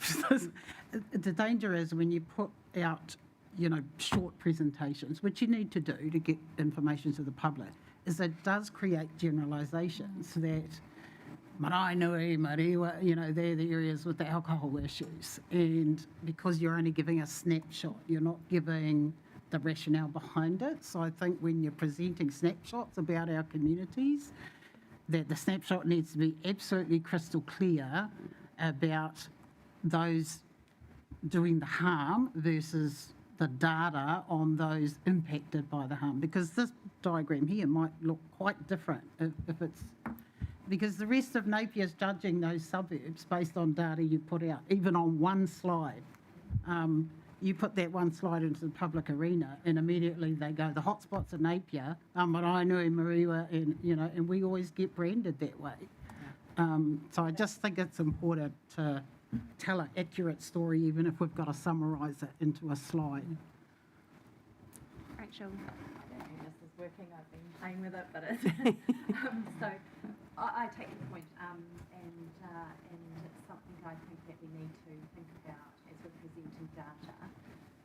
The important thing to remember with ED presentations is that they are people who have encountered harm, so they're needing to seek medical treatment, either that they are intoxicated themselves and are needing medical treatment, or that they are a secondary impact of alcohol and are needing medical treatment. So in terms of the ED presentations, we are talking about people who need medical treatment versus those people who are just intoxicated causing harm. And then the police data that we've also presented is probably more the people who have been causing the harm through intoxication. So there's two kind of clear data sets there. Yep. And the ED presentations are probably, not trying to colour any particular suburb, but just saying that there is a higher proportion of people who have had set medical treatment where the cause has been either primary or secondary. And that's all that we can provide in terms of that. I think it's good. Like, I think if you can isolate the ED presentations, because the ED slide, it just says ED presentations. So when I first saw it, I thought it was all ED presentations. It doesn't even say it's for alcohol.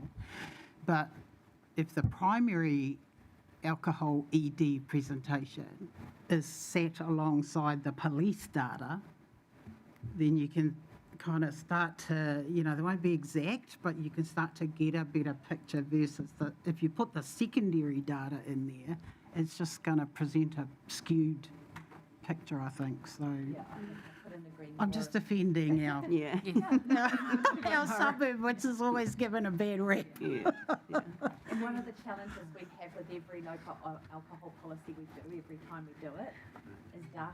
It's really hard to get really good, clearly defined data, and our council ask us for it too, and it's been quite challenging. Yeah. Through you, Madam Chair. Yep, Beverly and then Evelyn. I just want to take 2 steps back, Mara, and just want to focus on the council and how these licences get into our communities and who chooses the locations of why they get there. Because we've got all this data that tells us it shouldn't be there, but if we take a step back, who chooses those locations that this alcohol outlets go to? Through the chair. So there's a couple of things that touch on this. The district plan under the Resource Management Act, there are provisions for where commercial activity within Ahuriri Napier can occur. So that's the first barrier or the first requirement to be thinking about. The second part, and in terms of what my team are doing in terms of the alcohol licence, that generally comes to us when a applicant is seeking a licence in a particular area. First of all, they have to meet requirements that they're in the areas with resource consent to be able to trade in those particular areas. The next part of the application is it is notified to New Zealand Police and Health New Zealand for a period where police or health are able to object. Then it goes to the public for any public objection. So one of the features of the Sale and Alcohol Supply Act is that the public get a say, the community gets a say, and can oppose alcohol licence applications within its district. As the inspectors within my team, their role is to inquire into the licence and report to the district licensing committee on matters related to the alcohol licence. So ultimately, it's the district licensing committee of council, independent of council, that makes the decision on the on that alcohol licence, and their decisions are informed by the inspector's report, New Zealand Police, public objections, and Health New Zealand, so that they get to it at the end. It's a lot of processes. Yeah. A lot of hoops. And the community only has a small window of opportunity to oppose. Yes, so the community has an opportunity to oppose. That's correct, and that's within the statutory provision of us of the public notification period for that to occur. For a new licence, if granted, that will be granted for a year, in which case the applicant will need to renew it, and so when they renew it, there's another opportunity, so to speak, at that point. Just for clarity, Stephen, in terms of considering those licence applications, community opposition still has to meet the regulatory framework. So is that correct? So Correct. it can't just, there has to be a legislative reason to deny the licence. It can't be just because there's strong opposition from the community. Unfortunately, it still has to meet the legal test as for why that licence cannot legally be issued or granted. And if you've got that data already that tells you of all the harm and that it's doing to your community after how many years you're doing, does that matter for the next review? Does that matter when the community wants to oppose? Can they get another chance to oppose it? Through the chair, they're all considerations, and not to sort of take away from the question you're asking around specifically the DLC's involvement in this process, but you've still got to go through the resource consenting process at the sort of first stage, and there are a vast range of considerations that have to be addressed in order to gain resource consent first as a first step, and then the opportunities for submissions depended upon the level of assessment of an application, a resource consent application. There are opportunities there for, given if it's a non-complying or a discretionary activity, it may be that the application is publicly notified or limited notified, which also allows the community, whether it be publicly notified, to put in a submission objecting to the proposal at that first stage as well. So it's not just an end piece where they have a short period to object under a liquor licence application, but you also have that in the RMA or the Resource Management Act process as well. Sounds like a fast consent tracking. Sorry? Something, the fast consenting tracking, that process should take place like this, or fast tracking? Through the chair, no, that's not something that we fast track. It goes through a standard, rigorous process. Very thank you. Evelyn? Yeah, just a couple of questions. Is there a distance, or should be a distance between each bottle store, supermarket, any alcohol outlets? Is there a legal distance between where they should be? So if you've got, in the smaller suburbs, so if you've already got a supermarket that already sells alcohol, and you've got restaurants that sell alcohol, and then you've got bottle outlets, is there an amount of bars or store outlets? Is there a specific distance that should be held between where they could have the next one and one, to spread them out as far as instead of having the wall in the one little community, there should be a legal distance where they should be allowed? Is that in the process or anything like that? Through the chair, there is no distance. The local alcohol policy is a mechanism to allow that distance to be established through its location restrictions. So there's a couple of ways that council could look at that. One is around proximity to other premises, such as churches or maraes or alcohol treatment facilities. The other one is proximity to or density to other types of licensed premises. So there are tools there to look at that. It would require provisions to be in place within the local alcohol policy to allow the district licensing committee to consider that. It was one of the options that council looked at in developing its draft LAP, and be interested in feedback on that from the community.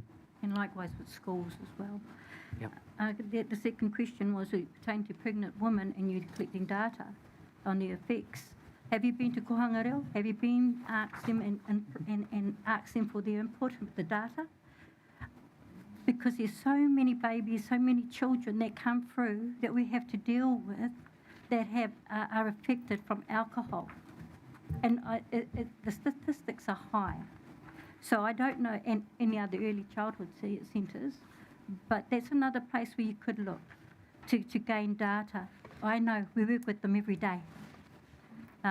You know, I know my just as high as ED.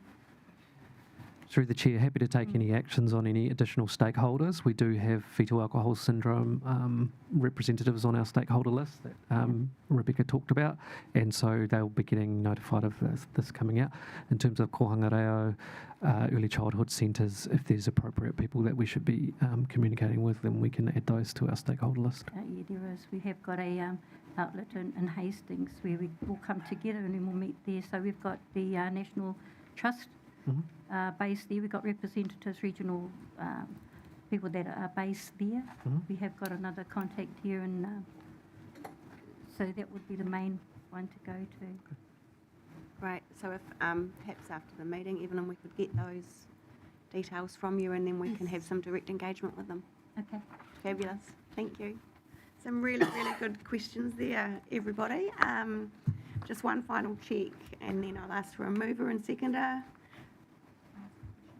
Yes. Through you, Madam Mayor, I was wondering if the our mana whenua representatives would consider making a submission to the LAT and formalise some of the kōrero that we've been having today as well. That might be another way for them to feed in and for the feedback to be considered through that formal process. Kia ora. How is the public? How do they or get to know, or maybe and then object to, you know, what you were talking about before? How was it made publicly? Because I'm not quite sure. I mean, if especially with many of our people, if they don't know and they don't get engaged with, then maybe it's still able to carry on. It's a little bit like the voting. We've spoke about the voting before, how the voting's not really in our blood, so we don't really go out and vote. You know what I mean? And I suppose doesn't make it any better when we don't probably feel like that we're inclusive too. So, you know, of course we're not going to say there could be an advantage. I'm just asking, how do we get to? Because obviously, like Auntie said, it is a huge problem, but yet it's still been around for such a long time. Through the chair, the applications are published on the Napier City Council website, so that's one way. Currently, they're also published in the newspaper, although that's one way, and so probably the main way would be through a website. It is a tricky one. Yeah, because we're probably disadvantaged straight away, I'd say. But, that's all right. Like Sally said, I think she said a good thing actually. So yeah, it's a good idea. Thank you. And if I could add, the direct engagement is another way that we will target community groups and groups of importance to this kaupapa. If there are community groups or any entities that you want us to add to that list, we can do that also. Thank you. Yeah, and we can directly send information to them to let them know consultation's open and encourage them to make a submission.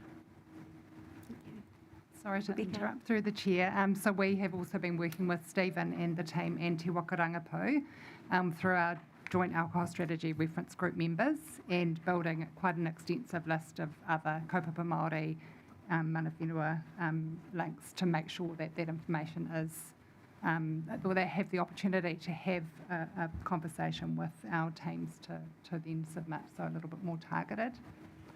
Excellent. Just through the chair, sorry, I misunderstood the question a little bit. I think I answered it in relation to the alcohol applications that are coming in for licensed premises.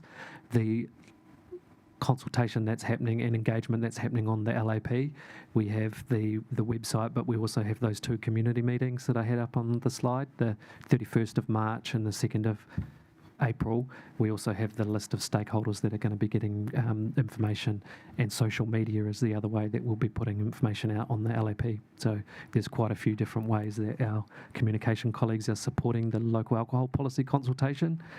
What I answered in terms of going onto our website and the newspaper was each individual application for a licensed premises has to go onto our site. So apologies for misunderstanding that question there. So So if there's no further questions, just returning to our resolutions around receiving the draft joint alcohol strategy review and accepting the recommendation to pause implementation on that until we explore alternative strategic approaches.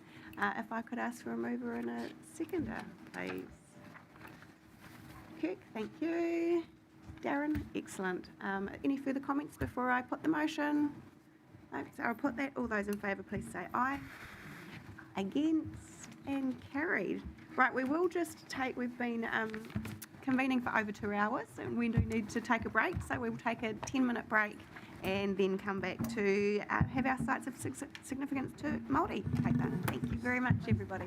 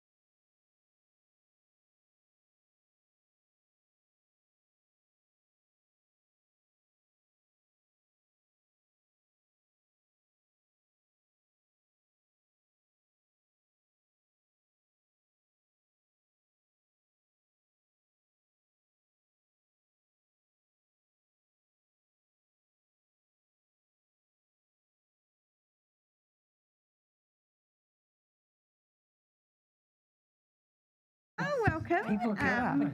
So as I noted earlier, we have the update on sites of significance to Māori variation to proposed district plan now as our next agenda item.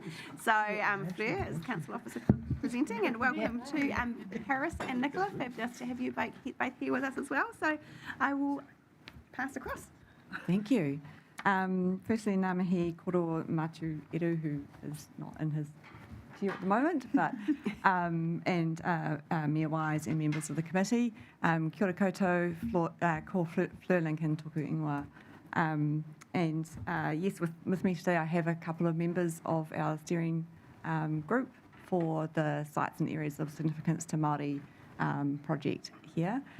Did you want to introduce yourself briefly? Tēnā koutou katoa. Ko Muraheku te marae, ko Rapu wai te hapu, ko Kaitahu ka te mamoi wai te hanga iwi. Ko Nicola McCaffey aho, he kaimahi aho mō Maungaharuru Tangitu Trust. Kia ora and thank you, Fleur, for having us along. Kia ora. Kia ora anō tātou, ko ai au he uri o rākau Pāka tēnei, ko Paris Greening tōku ingoa. I mahi ana i raro te maro o tō tātou nei Tari o Mana Ahuriri Trust. Kia ora tātou. Kia ora.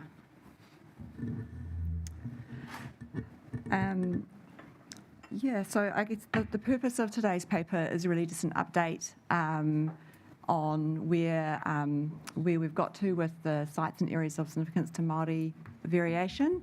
I have spoken previously at this committee a number of times, but conscious that there are some new members here.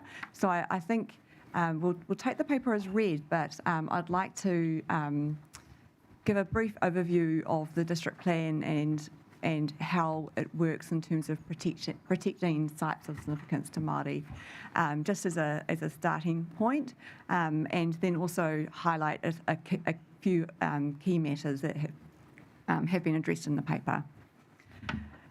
So the district plan essentially, it's sort of a rule book for what people can do on their properties, where they might be able to build buildings, where homes can go, what kind of activities can go where, and one of the matters that require management is sites of significance to Māori. It's a matter of national importance in the Resource Management Act, and so what that means is we identify these sites and areas, we work with mana whenua to do that, and we also work with mana whenua and the community to look at how we might manage these sites alongside the needs and aspirations and development wishes of the landowners where those sites occur. So we, in the operative district plan, that's the district plan that we have currently, we already have a chapter for sites of significance to Māori, and so we've identified a number of sites throughout Napier which has a protection framework for those sites. The district plan review has been in place since, has been occurring since 2019, so a long time now. It's a big, long process, and this really presents us an opportunity to review those sites, the extent of them, the location, whether there are any additional sites, and also the way that we manage these sites. We notified the proposed district plan in, I think it was 2023, 22, and we weren't able to include the chapter on sites and areas of significance to Māori within that proposed district plan for various reasons. It was one of the chapters, among others, that were delayed. But we now have the opportunity to do this through a variation to the proposed district plan, and so we are targeting to do that later in the year.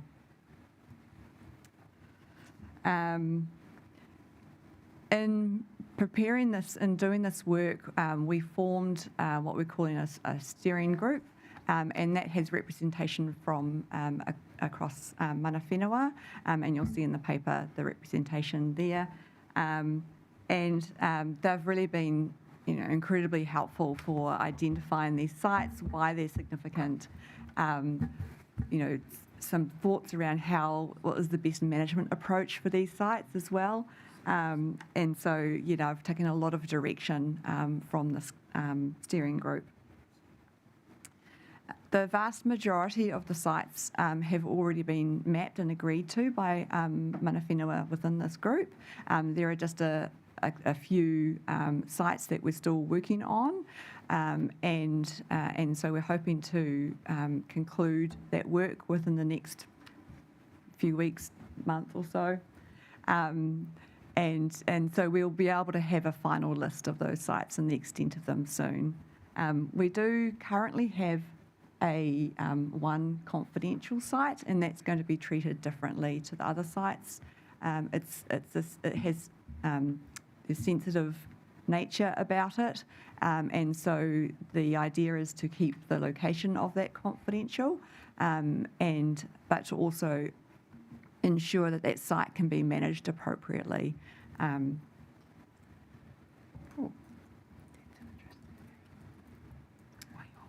So in terms of the management approach, you'll see in the paper I've sort of summarised it. Now, we haven't drafted any of the actual rules as yet. We're wanting to do that alongside mana whenua and alongside the landowners.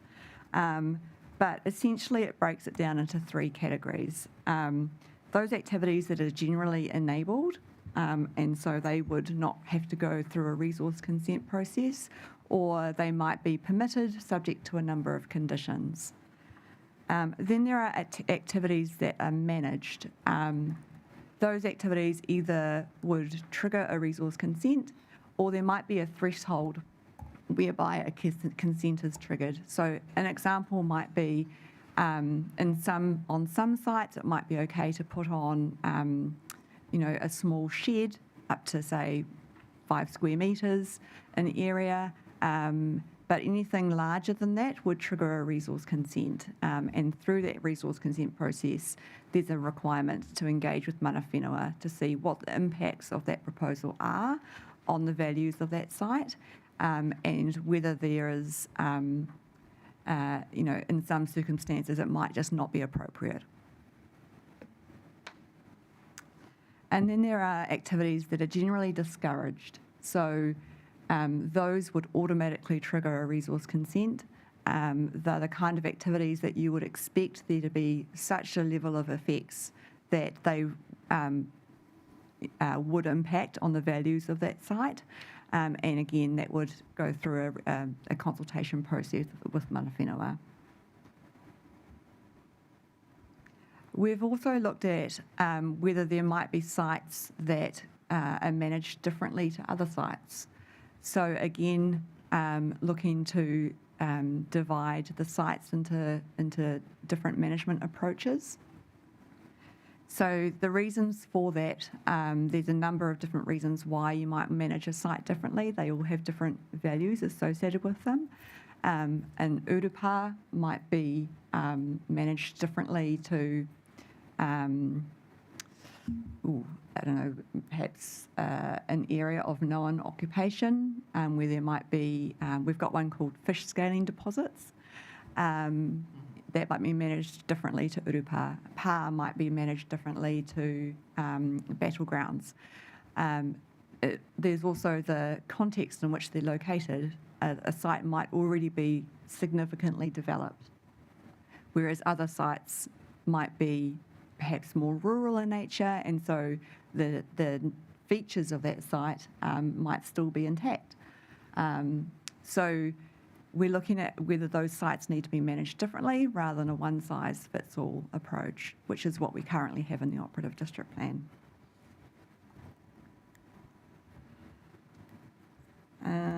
So the next step in this process, once we do have a finalised set of sites, is to reach out to those landowners who are affected by this, and to share why these sites are important, so that they have a better understanding about why we're doing this. It's not just to put regulations on them. There's a really good reason as to why this work is important, and so that's that's a really important part of the process. We need to understand whether there are particular activities that those landowners might do that it's vital for them to continue to keep doing these.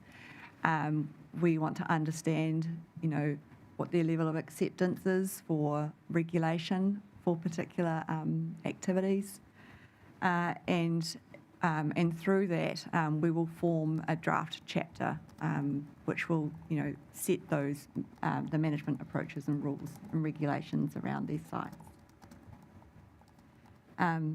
We'll then notify the variation to the proposed district plan, and that's when the more formal process starts.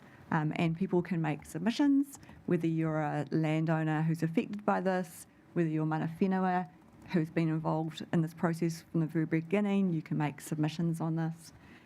Whether you might have just a general interest in it, or any member of the public and community can make a submission on this.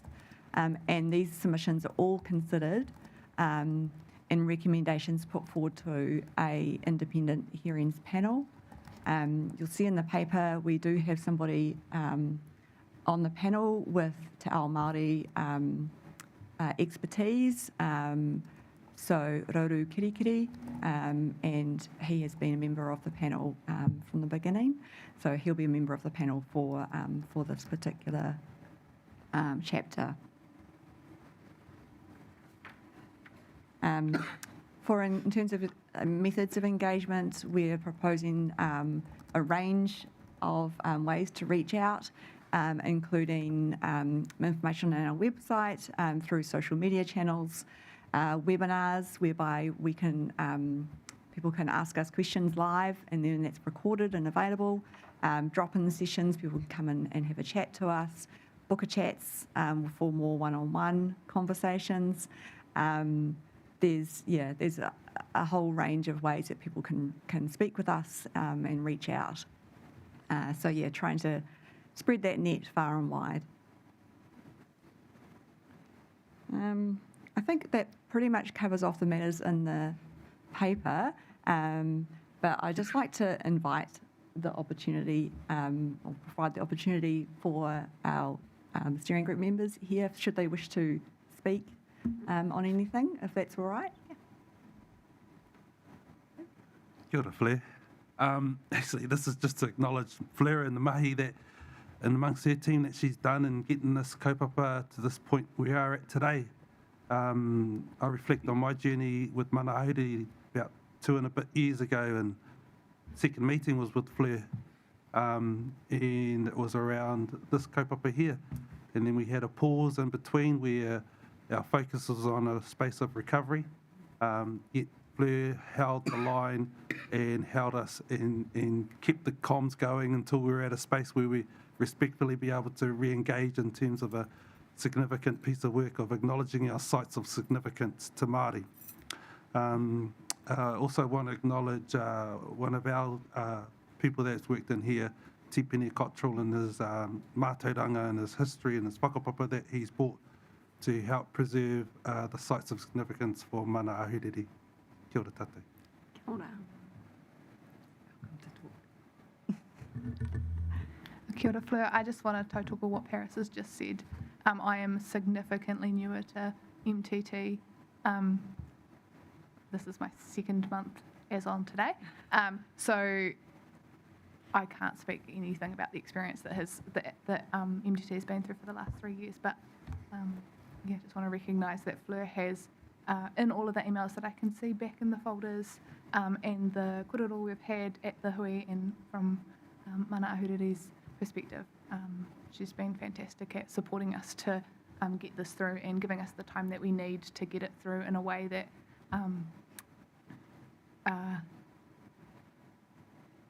gives it the significance that it deserves. Kia ora. Right, I'll open up for questions.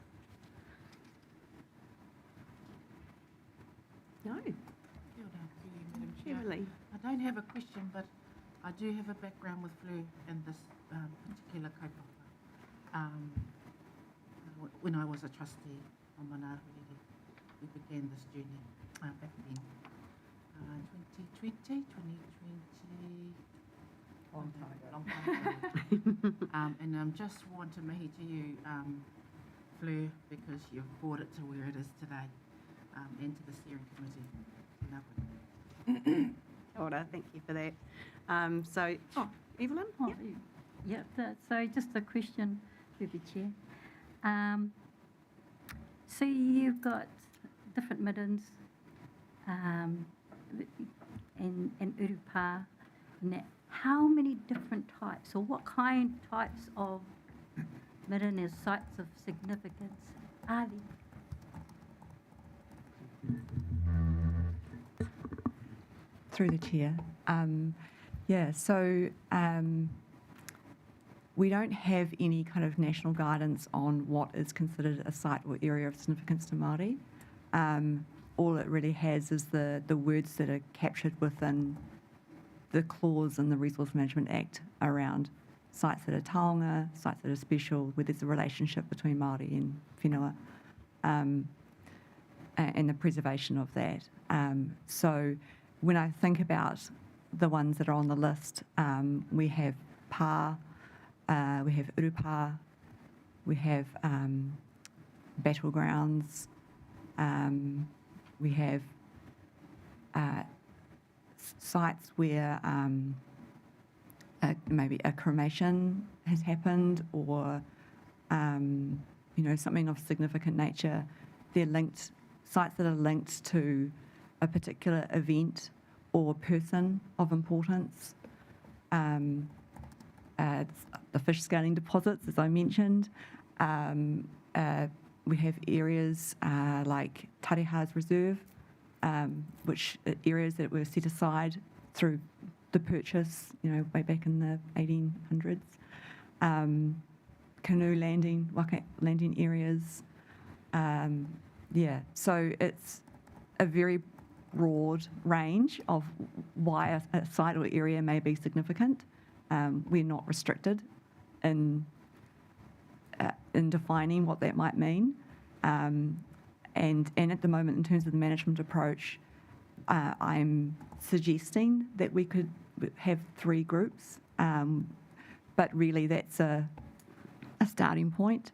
And it's really just looking at, there might be individual sites that might need a completely bespoke approach to management, and that's okay. But we're trying to find a way that has some simplicity and clear understanding from both those who are affected, planners and the public in mana whenua, about how these sites and areas can be managed, but in a way that does protect the values of those sites. Very good, thank you, Fleur. I ask these questions to help give clarification to our councillors, and that because we're very passionate about these things we have, because it describes our life, how we lived in the past, and everything has a place, and there's a place for everything, and this is how we live. And so it's not just restricted to one area, so I thought I'd just throw that in there. Kia ora, thank you. Thank Kia ora, thank you, Evelyn. Maureen. Kia ora. Kia ora. I just wanted to ask, are there any protocols or policies in place if someone finds an item that could have the potential to be significant, and how, if a farmer finds something on his land and he's going, does he know what to do? Is there any process in place? Through the chair, that's a great question. There is a difference between an archaeological site, which is physical evidence of occupation prior to 1900, and a site of significance to Māori, and sometimes those two things overlap. Often you would have a site of significance to Māori, say a pā site, which is also recorded as an archaeological site. In terms of archaeological sites, yes, there is what we're calling a protocol for accidental discovery, and that sets out the process by which if somebody finds something that they think, oh, this might be important, I don't know what this is, there's a process by which work stops, they contact the correct people, that Pauhere Taonga Heritage New Zealand is notified. If it's koiwi, then the New Zealand Police are notified, the appropriate mana whenua are notified, and the work can't commence until the right processes have been followed and completed. So that that protocol is referenced within our district plan, and particularly within this chapter. But it's also a protocol that's often attached to resource consents as an advice note. It can't be a condition because it's under different legislation, but it's an advice note about what the right protocol is. So I'd be happy to provide you with what that protocol looks like if that's what you're wanting. You know, it's just that, you know, with the cyclone, there's been lots of slips and things in the hills, and it just, you know, they mightn't be actually doing something, but something could just pop up and they go, oh, wow, what is this? What do I do with this? Yeah, that's right. Yeah. Individual, I guess. Yeah, and like I say, if it's something that's physical, that's considered an archaeological site, which sits under separate legislation to the RMA. So Pauhere Taonga Heritage New Zealand, they're the ones that manage that process. But it's important as councils for us to provide information on what to do as well, which is why we provide that information within our district plan and on consents. Okay, kia ora. Ora.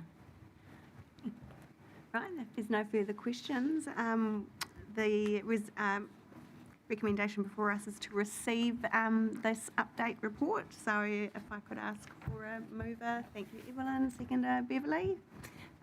Any further comments? No, so I'll put the motion. All those in favour, please say aye. Aye. Against? Carried. Thank you very much. Thank you very much.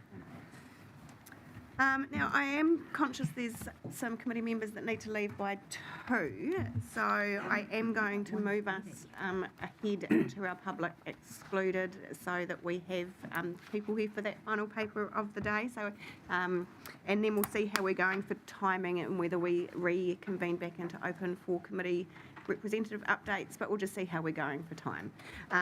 So if I could ask for a mover and seconder to move into public excluded, please. Yeah. Yeah, Evelyn and Beverly, thank you very much. All those in and just with the provision that we will be having Paris Greening remaining in with us to because he's part of the kōrero for the final paper of the day. So all those in favour, please say aye. Aye. Against and carry. We'll just give Ben a moment to